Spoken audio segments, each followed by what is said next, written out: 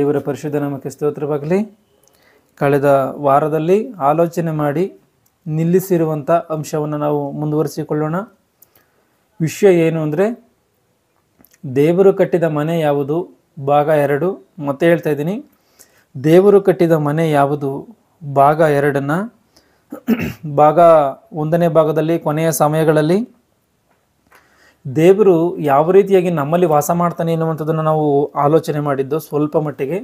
ಅದೇ ಕಾರ್ಯವನ್ನು ನಾವು ಸರಿಯಾದಂಥ ರೀತಿಯಲ್ಲಿ ಗಮನಿಸಿ ಅರ್ಥ ಮಾಡಿಕೊಳ್ಳುವಂಥದ್ದಾದರೆ, ದೇವರಿಗೆ ಆಕಾಶವೇ ಸಿಂಹಾಸನ, ಭೂಮಿನೇ ಪಾದಪೀಠ ಅಂತ ದೊಡ್ಡ ದೇವರು, ಮಹಾಪರಿಶುದ್ಧನು, ಮಹಾನ್ ಶಕ್ತನು, ದೇವರ ಶಕ್ತಿ ಎನ್ನುವಂಥದ್ದು ದೊಡ್ಡದು ಎಂಬುದಾಗಿ ನಾವು ಅರ್ಥ ಮಾಡಿಕೊಂಡಿದ್ದೀವಿ.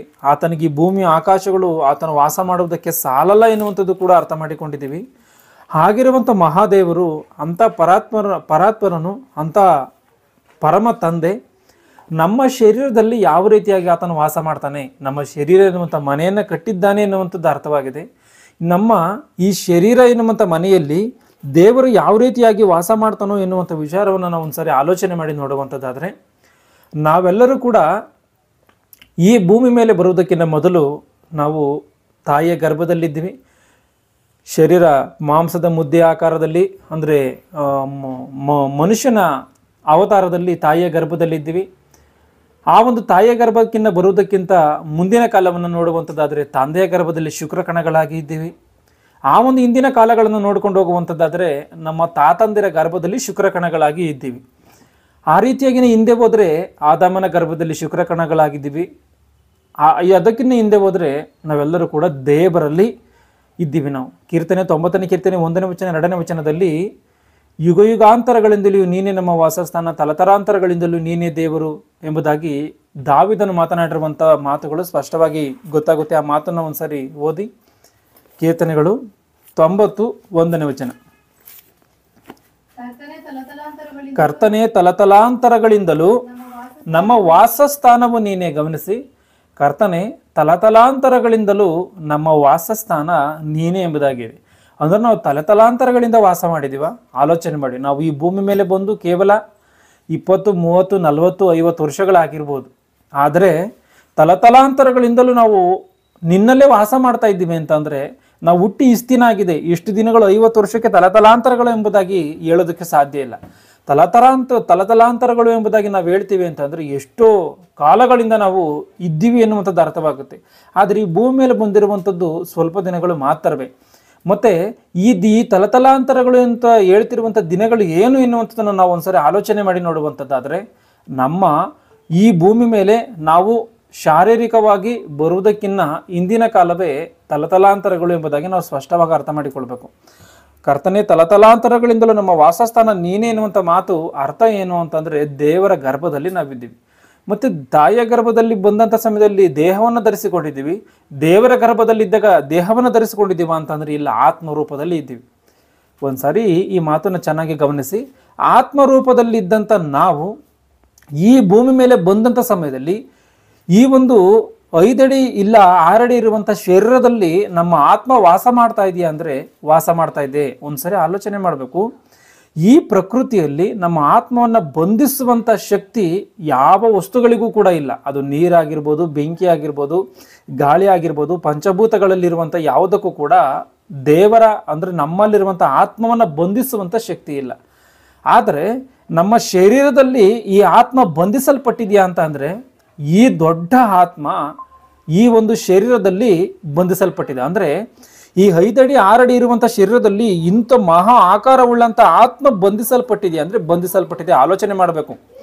ಅಂದರೆ ಈ ಪ್ರಕೃತಿಯಲ್ಲಿ ಯಾವುದೂ ಕೂಡ ಬಂಧಿಸುವುದಕ್ಕೆ ಆಗದೇ ಇರುವಂಥ ಆತ್ಮವನ್ನು ಈ ಶರೀರ ಬಂಧಿಸಿದೆಯಾ ಅಂತ ಅಂದರೆ, ದೇವರು ಅಂಥ ಏರ್ಪಾಟನ್ನು ಮಾಡಿ ಶರೀರವನ್ನು ಬಂಧಿಸಿದ್ದಾನೆ ಎನ್ನುವಂಥ ಮಾತು ಸ್ಪಷ್ಟವಾಗಿ ನಮಗೆ ಅರ್ಥವಾಗುವಂಥ ಕಾರ್ಯ. ಅಂದರೆ ಈ ಒಂದು ಶರೀರವನ್ನು ಈ ದೇಹವು ಬಂಧಿಸಿರುವಂಥ ಕಾರಣ, ಈ ಬಂಧಿಸಿರುವಂಥದ್ದು ಮಾತ್ರವೇ ಅಲ್ಲ, ನಮ್ಮ ಆತ್ಮ ಈ ಶರೀರದಲ್ಲಿ ವಾಸ ಮಾಡುವಂಥದ್ದು ಮಾತ್ರವೇ ಅಲ್ಲ. ಬೈಬಲಲ್ಲಿ ಒಂದು ಮಹಾಜ್ಞಾನದ ಒಂದು ಮಾತಿದೆ. ಒಂದ್ಸರಿ ಲೂಕನ ಬರೆದ ಸುವಾರ್ತೆ 8ನೇ ಅಧ್ಯಾಯ 30ನೇ ವಚನವನ್ನು ಗಮನಿಸಿ. ಲೂಕನ ಬರೆದ ಸುವಾರ್ತೆ 8ನೇ ಅಧ್ಯಾಯ 30ರಿಂದ.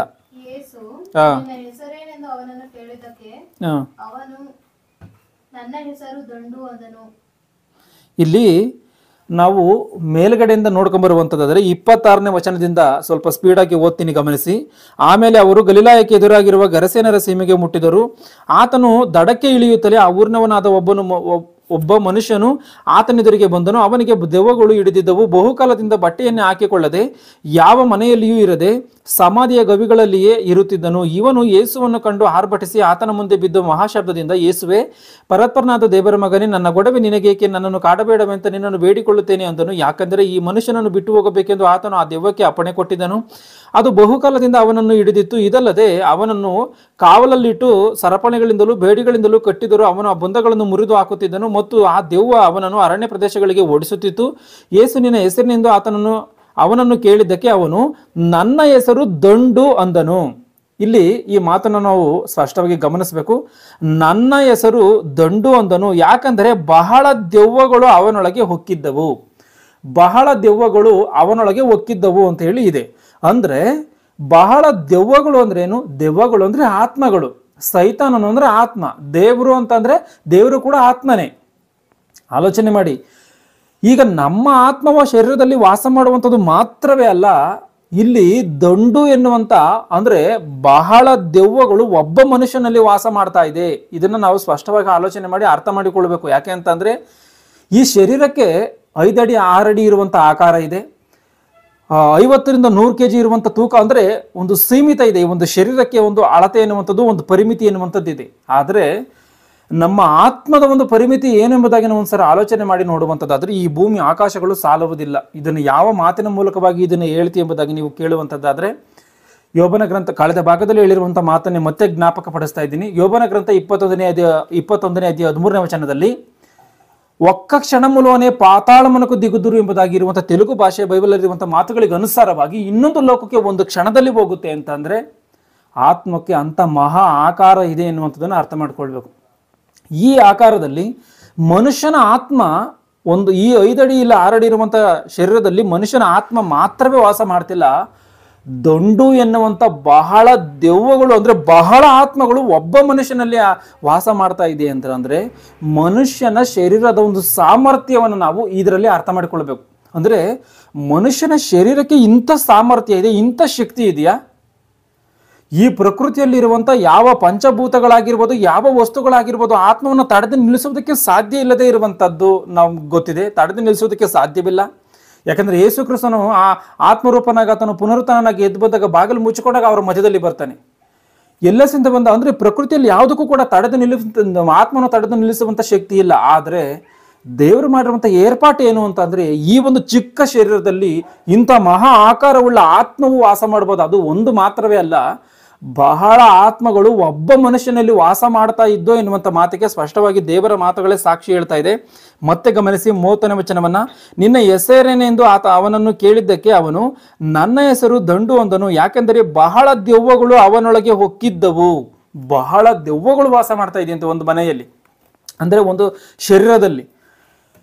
ಅಂದ್ರೆ ಈಗ ಈ ಒಂದು ಆತ್ಮದಲ್ಲಿ ಒಂದು ಶರೀರದಲ್ಲಿ ಬಹಳ ಆತ್ಮಗಳು ವಾಸ ಮಾಡ್ತಾ ಇದೆಯಲ್ಲ, ಈ ಆತ್ಮಗಳು ಮುಂದೆ ಏನಾಗುತ್ತೆ ಇದನ್ನು ಗಮನಿಸಿ. 32ನೇ ವಚನವನ್ನ 31ರಿಂದ, ಪಾತಾಳಕ್ಕೆ ಹೋಗಿಬಿಡುವಂತೆ ನಮಗೆ ಆಜ್ಞೆ ಮಾಡಬೇಡವೆಂದು ಅವು ಆತನನ್ನು ಬೇಡಿಕೊಂಡವು. ಅಲ್ಲಿ ಗುಡ್ಡದಲ್ಲಿ ಬಹಳ ಹಂದಿಗಳ ಒಂದು ಹಿಂಡು ಮೇಯುತ್ತಿತ್ತು. ಆ ದೆವ್ವಗಳು ಆ ಹಂದಿಗಳೊಳಗೆ ಸೇರಿಕೊಳ್ಳುವುದಕ್ಕೆ ನಮಗೆ ಅಪ್ಪಣೆಯಾಗಬೇಕೆಂದು ಆತನನ್ನು ಬೇಡಿಕೊಂಡವು. ಆತನು ಆಗಲಿ ಎಂದು ಅವುಗಳಿಗೆ ಅಪ್ಪಣೆ ಕೊಡಲು ದೆವ್ವಗಳು ಆ ಮನುಷ್ಯನೊಳಗಿಂದ ಹೊರಗೆ ಬಂದು ಹಂದಿಗಳೊಳಗೆ ಹೊಕ್ಕವು. ಈ ಮಾತುಗಳನ್ನ ಬಹಳಷ್ಟು ಸಾರಿ ನಾವು ಓದಿದೀವಿ, ಆದ್ರೆ ಇದರ ಪರಮಾರ್ಥವನ್ನು ನಾವು ಅರ್ಥ ಮಾಡಿಕೊಂಡಿಲ್ಲ. ಒಂದು ಶರೀರದಲ್ಲಿ ಬಹಳ ಆತ್ಮಗಳು, ಬಹಳ ದೆವ್ವದ ಆತ್ಮಗಳು ವಾಸ ಮಾಡ್ತಾ ಇದೆ. ಆದರೆ ಆ ದೇಹದಲ್ಲಿದ್ದಂಥ ಬಹಳ ದೆವ್ವಗಳು ಈಚೆಗಡೆಗೆ ಬಂದು ಒಂದೇ ಹಂದಿಯಲ್ಲಿ ವಾಸ ಮಾಡ್ತಾ ಇಲ್ಲ, ಒಂದು ಹಂದಿಯಲ್ಲಿ ಮಾತ್ರವೇ ಸೇರ್ತಾ ಇಲ್ಲ. ಹಂದಿಗಳ ಗುಂಪು ಬೇಕಾಗಿದೆ. ನಾವು ಇದನ್ನ ಜ್ಞಾನದಿಂದ ಆಲೋಚನೆ ಮಾಡಬೇಕು. ಒಂದು ಶರೀರದಲ್ಲಿರುವಂಥ ಆತ್ಮಗಳಿಗೆ ಒಂದು ಹಂದಿ ಆದ್ರೆ ಸಾಕ್ತಾನೆ. ಯಾಕೆಂತಂದ್ರೆ ಆ ಒಂದು ಹಂದಿಯನ್ನ ನೋಡುವಂಥದ್ದಾದ್ರೆ ಪ್ರಾಣಿಗಳಿಗೂ ಕೂಡ ಏನಿದೆ ಶಕ್ತಿ, ರಕ್ತ ಎನ್ನುವಂಥದ್ದಿದೆ, ಮಾಂಸ ಎನ್ನುವಂಥದ್ದಿದೆ. ಮನುಷ್ಯನಿಗೂ ಕೂಡ ರಕ್ತ ಎನ್ನುವಂಥದ್ದಿದೆ, ಮಾಂಸ ಎನ್ನುವಂಥದ್ದಿದೆ. ಅವುಗಳಿಗೂ ಶರೀರ ಇದೆ, ಈ ಮನುಷ್ಯನಿಗೂ ಕೂಡ ಶರೀರ ಇದೆ. ಆದರೆ ಒಬ್ಬ ಮನುಷ್ಯನಲ್ಲಿರುವಂಥ ದೆವ್ವಗಳು ಯಾಕೆ ಒಂದು ಹಂದಿಯಲ್ಲಿ ಮಾತ್ರವೇ ವಾಸ ಮಾಡೋದಕ್ಕಾಗ್ತಾ ಇಲ್ಲ?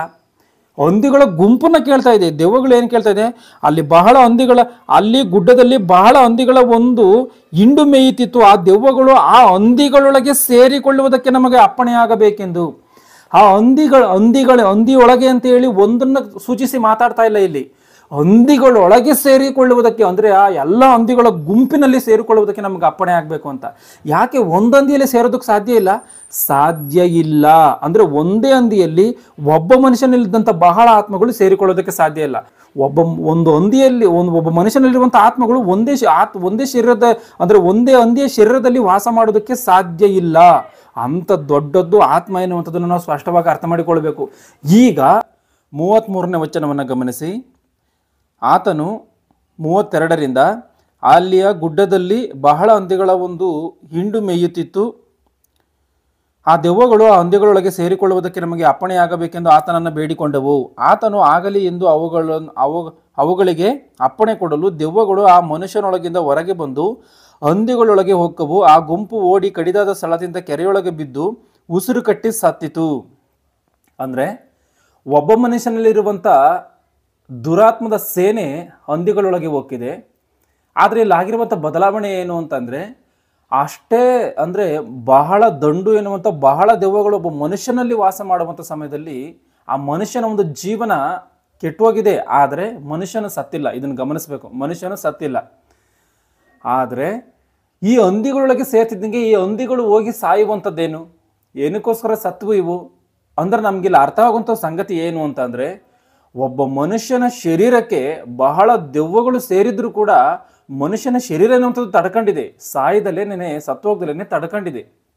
ಆದರೆ ಈ ಹಂದಿಗಳ ಶರೀರ ಎನ್ನುವಂಥದ್ದು ಆ ಆತ್ಮಗಳು ಆ ಹಂದಿಗಳ ಗುಂಪಿನಲ್ಲಿ ಸೇರಿದಾಗ ಆ ಹಂದಿಗಳು ತಡೆದುಕೊಂಡಿಲ್ಲ, ಅಂದರೆ ತಡ್ಕೊಳ್ಳೋದಕ್ಕಾಗಿಲ್ಲ, ಅವು ಹೋಗಿ ಸತ್ತೋಗಿದೆ.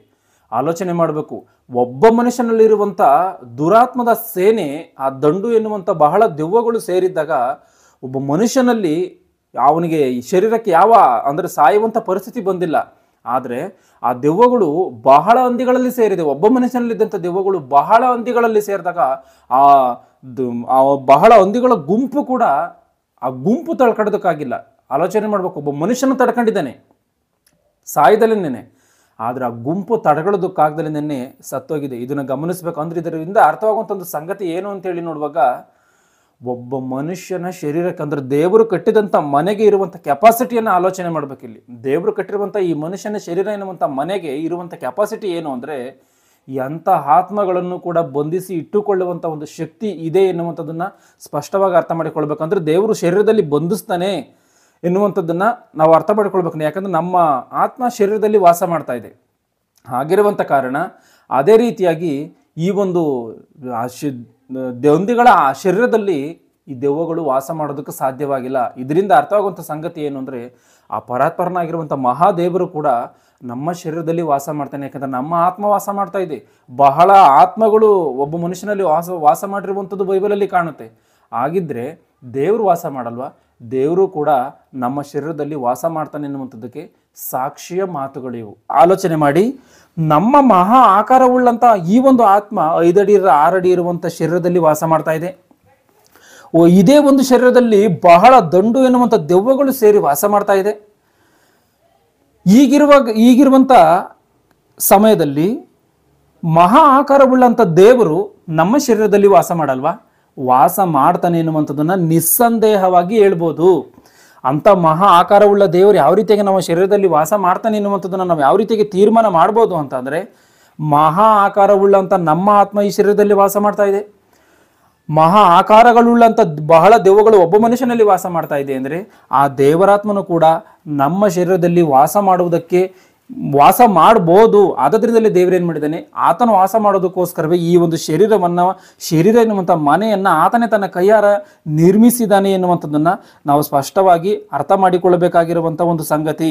ಅಂದರೆ ಮನುಷ್ಯನ ಶರೀರಕ್ಕೆ ಇಂಥ ಒಂದು ಶಕ್ತಿ ಇದೆ. ಅಂಥ ಒಂದು ಶಕ್ತಿ ಇರೋದಕ್ಕೆ ಕಾರಣ ಏನು ಅಂತಂದ್ರೆ ದೇವರು ಮಾಡಿರುವಂಥದ್ದೇನೇ. ಪ್ರಕೃತಿಯಲ್ಲಿ ಯಾವುದು ಬಂಧಿಸಲಿಕ್ಕಾಗದಲ್ಲಿರುವಂಥದ್ದನ್ನು ಆತ್ಮವನ್ನು ದೇವರು ಈ ಶರೀರದೊಳಗೆ ಏನಕ್ಕೆ ಬಂಧಿಸಿದ್ದಾನೆ ಅಂತಂದರೆ, ಆತನ ಕೈ ನಿರ್ಮಾಣವಾಗಿರುವಂಥ ಕಾರಣ. ದೇವರು ಖಂಡಿತವಾಗ್ಲೂ ವಾಸ ಮಾಡ್ತಾನೆ ಎನ್ನುವಂಥದ್ದನ್ನು ನಾವು ಸ್ಪಷ್ಟವಾಗಿ ನಮ್ಮ ಶರೀರದಲ್ಲಿ ವಾಸ ಮಾಡ್ತಾನೆ ಅನ್ನುವಂಥದ್ದನ್ನು ಸ್ಪಷ್ಟವಾಗಿ ಅರ್ಥ ಮಾಡಿಕೊಳ್ಬೇಕು. ಅಂದರೆ ದೇವರು ಸಿದ್ಧಪಡಿಸುವಂಥ ಸಮಯದಲ್ಲಿ, ಆತನು ದೇವರು ಆದಮನ ಶರೀರವನ್ನು ನಿರ್ಮಾಣ ಮಾಡುವಂಥ ಸಮಯದಲ್ಲಿ ನಾನು ಈ ಶರೀರದಲ್ಲಿ ವಾಸ ಮಾಡೋದಕ್ಕಾಗಲ್ವಾ ಎನ್ನುವಂಥ ರೀತಿಯಲ್ಲಿ ಆಲೋಚನೆ ಮಾಡದಂಥ ರೀತಿಯಲ್ಲಿ ಆತನ ಶರೀರ ನಿರ್ಮಾಣವನ್ನು ಮಾಡಿಬಿಡ್ತಾನ. ಒಂದ್ಸರಿ ಆಲೋಚನೆ ಮಾಡಿ. ಈಗ ನಮ್ಮ ಮನೆಗಳನ್ನು ವಾಸ ಮಾಡೋದಕ್ಕೋಸ್ಕರ ಮನೆಗಳನ್ನು ಕಟ್ಕೊಳ್ತೀವಿ. ನಾವು ಎಷ್ಟೇ ಕಡಿಮೆ ನಮ್ಮ ಆದಾಯ ಎನ್ನುವಂಥದ್ದು ಕಡಿಮೆ ಇದ್ರೂ, ಖರ್ಚು ದುಡ್ಡು ಎನ್ನುವಂಥದ್ದು ಕಡಿಮೆ ಇದ್ರೂ ಕೂಡ ನಮ್ಗೆ ವಾಸ ಮಾಡುವುದಕ್ಕೆ ಆಗದೆ ಇರುವಂಥ ರೀತಿಯಲ್ಲಿ ನಾವು ಮನೆಯನ್ನು ಕಟ್ಟಿಕೊಳ್ತೀವ.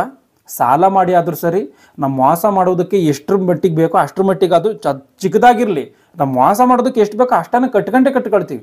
ಆ ರೀತಿಯಾಗಿ ದೇವರು ಆತನು ನಾನು ಈ ಶರೀರದಲ್ಲಿ ವಾಸ ಮಾಡಬೇಕು ಎನ್ನುವಂಥ ಆಲೋಚನೆ ಇರುವಂಥ ಕಾರಣವೇ ಆತನು ಇಡಿಸಕ್ಕಾಗುವಂಥ ರೀತಿಯಲ್ಲಿ ದೇವರು ವಾಸ ಮಾಡುವಂಥ ರೀತಿಯಲ್ಲಿಯೇ ದೇವರೇನು ಮಾಡಿದ್ದಾನೆ, ಆದಮನ ಶರೀರವನ್ನು ನಿರ್ಮಾಣ ಮಾಡಿದ್ದಾನೆ ಎನ್ನುವಂಥದ್ದನ್ನು ನಾವು ಸ್ಪಷ್ಟವಾಗಿ ಅರ್ಥ ಮಾಡಿಕೊಳ್ಬೇಕು. ಇವತ್ತು ನಾವು ಉದಾಹರಣೆಯಾಗಿ ಒಂದು ಮಾತನ್ನು ಆಲೋಚನೆ ಮಾಡಬೇಕು. ಒಂದು ಚಿಕ್ಕ ಮನೆ ನಮ್ಗೆ ಇಷ್ಟವಾಗಿದೆ ಅಂದ್ಕೊಳ್ಳಿ, ನಾವು ವಾಸ ಮಾಡುವಂಥ ಜಾಗ ಒಂದು ಮನೆ ಚಿಕ್ಕದಾಗಿದೆ ಅಂದ್ಕೊಳ್ಳಿ. ನಮಗೆ ಆ ಮನೆ ಇಷ್ಟವಾಗಿರುವಂಥ ಕಾರಣ ಅದು ಎಷ್ಟೇ ಇಕ್ಕಟ್ಟಾಗಿದ್ರು, ಎಷ್ಟೇ ಚಿಕ್ಕದಾಗಿದ್ರು ಅದರಲ್ಲಿ ವಾಸ ಮಾಡ್ತೀವಿ. ಆ ರೀತಿಯಾಗಿ ದೇವರು ಆತನು ಮಾಡಿರುವಂಥ ಈ ಆಕಾರ ಚಿಕ್ಕದೇ ಆಗಿದ್ರು ಕೂಡ, ಈ ಸೃಷ್ಟಿಯಲ್ಲಿ ಚಿಕ್ಕದೇ ಆಗಿದ್ರು ಕೂಡ ಈ ಶರೀರದಲ್ಲಿ ನಾನು ವಾಸ ಮಾಡ್ತೀನಿ ಎಂಬುದಾಗಿ ಆತನ ಆಸೆ ಪಟ್ಟಿದ್ದಾನೆ. ಆ ರೀತಿಯಾಗಿಯೇ ವಾಸ ಮಾಡ್ತಾ ಇದ್ದಾನೆ. ಅಂದರೆ ಮನುಷ್ಯನು ಜಾಗ ಕೊಡಬೇಕಷ್ಟೇ ದೇವರಿಗೆ. ದೇವರು ವಾಸ ಮಾಡುವುದಕ್ಕೆ ಈ ಮನೆಯಲ್ಲಿ ಮನುಷ್ಯನು ಜಾಗ ಕೊಡಬೇಕು ಅಷ್ಟೇ.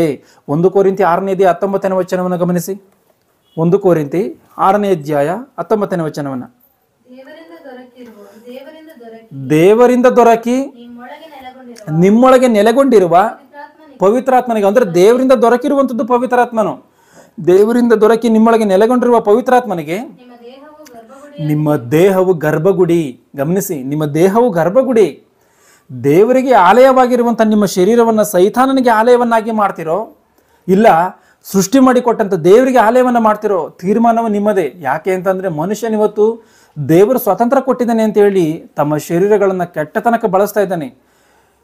ವ್ಯಭಿಚಾರಕ್ಕೋಸ್ಕರ ಬಳಸುವಂಥವ್ರು ಕೆಲವರು, ಕೆಟ್ಟ ಚಟಗಳಿಗೆ ಬಳಸುವಂಥವ್ರು ಕೆಲವರು, ಆಧಾರಕ್ಕೋಸ್ಕರ ಬಳಸುವಂಥವ್ರು ಕೆಲವರು, ಕಳ್ಳತನಗೋಸ್ಕರ ಬಳಸುವಂಥವ್ರು ಕೆಲವರು, ಲೋಕದ ರೂಢಿಯಾಗಿ ಬದುಕೋದಕ್ಕೋಸ್ಕರವೇ ಶರೀರದಲ್ಲಿ ಸುಖ ಪಡೋದಕ್ಕೋಸ್ಕರವೇ ಬಳಸುವಂಥವ್ರು ಕೆಲವರು. ಆಲೋಚನೆ ಮಾಡಿ, ದೇವರಿಗೆ ಗರ್ಭಗುಡಿ ಎಂಬುದಾಗಿ ದೇವರು ಹೇಳಿದ್ದಾನೆ ಅಂತಂದರೆ ನಾವು ಯಾವ ರೀತಿಯಾಗಿ ಇದನ್ನು ಇಟ್ಕೊಳ್ಬೇಕು. ನಾವು ಭೌತಿಕವಾಗಿ ನೋಡುವಂಥದ್ದಾದರೆ ಗುಡಿಗಳಿರ್ತದೆ. ಇವತ್ತು ಗುಡಿಗಳನ್ನು ಮಾಡಿರ್ತಾರೆ, ಅಲ್ಲಿ ಆ ಪೂಜಾರಿ ಹೋಗಿ ಎಷ್ಟರ ಮಟ್ಟಿಗೆ ನೀಟ್ ಮಾಡ್ತಾರೆ ಅಂದರೆ ಒಂದು ಚೂರು ಕಸವಿಲ್ಲದಂಥ ರೀತಿಯಲ್ಲಿ ನೀಟಾಗಿ ಎಲ್ಲವನ್ನ ಒರೆಸಿ ಬಹಳ ಮಟ್ಟಿಗೆ ನೀಟಾಗಿ ಇಟ್ಕೊಳ್ತಾರೆ ಇವತ್ತು ಗುಡಿಗಳಿಂದ ನಾವು ಒಂದ್ಸರಿ ನೋಡುವಂಥದ್ದಾದರೆ. ಅಂದರೆ ಏನಕ್ಕೆ ಗರ್ಭಗುಡಿ ನೀಟಾಗಿರಬೇಕು ಅನ್ನುವಂಥ ರೀತಿಯಲ್ಲಿ. ಅಂದರೆ ಒಬ್ಬ ಮನುಷ್ಯನಿಗೆ ನಮ್ಮ ದೇಹವು ಗರ್ಭಗುಡಿ ಅಂತಂದರೆ ನಮ್ಮ ದೇಹವನ್ನು ನಾವು ಎಷ್ಟರ ಮಟ್ಟಿಗೆ ಕ್ಲೀನಾಗಿ ಇಟ್ಕೋಬೇಕು. ಅಂದರೆ ನಮ್ಮ ಶರೀರ ಕ್ಲೀನಾಗೇ ಇರುತ್ತೆ. ಯಾಕೆ ಅಂತಂದರೆ ಬಹಳಷ್ಟು ದಿನ ಸ್ನಾನ ಮಾಡ್ದಲೇ ಇದ್ದರೆ ಸ್ನಾನ ಮಾಡ್ಕೊಳ್ಳೇಬೇಕಾಗ ಬರ್ತತೆ, ಹಲ್ಲುಜ್ಕೊಳ್ಳೇಬೇಕಾಗಿ ಬರುತ್ತೆ, ಎಲ್ಲ ಮಾಡಲೇಬೇಕಾಗಿ. ಶರೀರ ಯಾವುದನ್ನು ಕೂಡ ಹೊಲಸಾಗಿರುವಂಥ ಕಾರ್ಯಗಳನ್ನು ನಮ್ಮ ಶರೀರ ಇಟ್ಕೊಳ್ಳಲ್ಲ. ಆದರೆ ಪಾಪದ ಕಾರ್ಯಗಳನ್ನು ಇಟ್ಕೋಬಾರ್ದು. ನಮ್ಮ ಶರೀರದಲ್ಲಿ ಕೆಟ್ಟ ಆಲೋಚನೆಗಳು, ನಮ್ಮ ಆಲೋಚನೆ ಮೂಲಕವಾಗಿ ತಪ್ಪುಗಳನ್ನು ಮಾಡುವಂಥದ್ದು, ಕೈಗಳ ಮೂಲಕವಾಗಿ ಅವಯವಗಳ ಮೂಲಕವಾಗಿ ತಪ್ಪುಗಳನ್ನು ಮಾಡುವಂಥದ್ದು, ಇದು ಯಾವುದನ್ನು ಮಾಡಬಾರ್ದು. ಯಾಕೆಂದರೆ ಇದು ನಮ್ಮ ಸ್ವಂತ ಸ್ವತ್ತಲ್ಲ. ಮುಂದೆ ಈ ಮಾತಿದೆ, ಗಮನಿಸಿ, ಮುಂದೆ ಓದಿ. 1 ಕೊರಿಂಥಿ 6, 19, 20.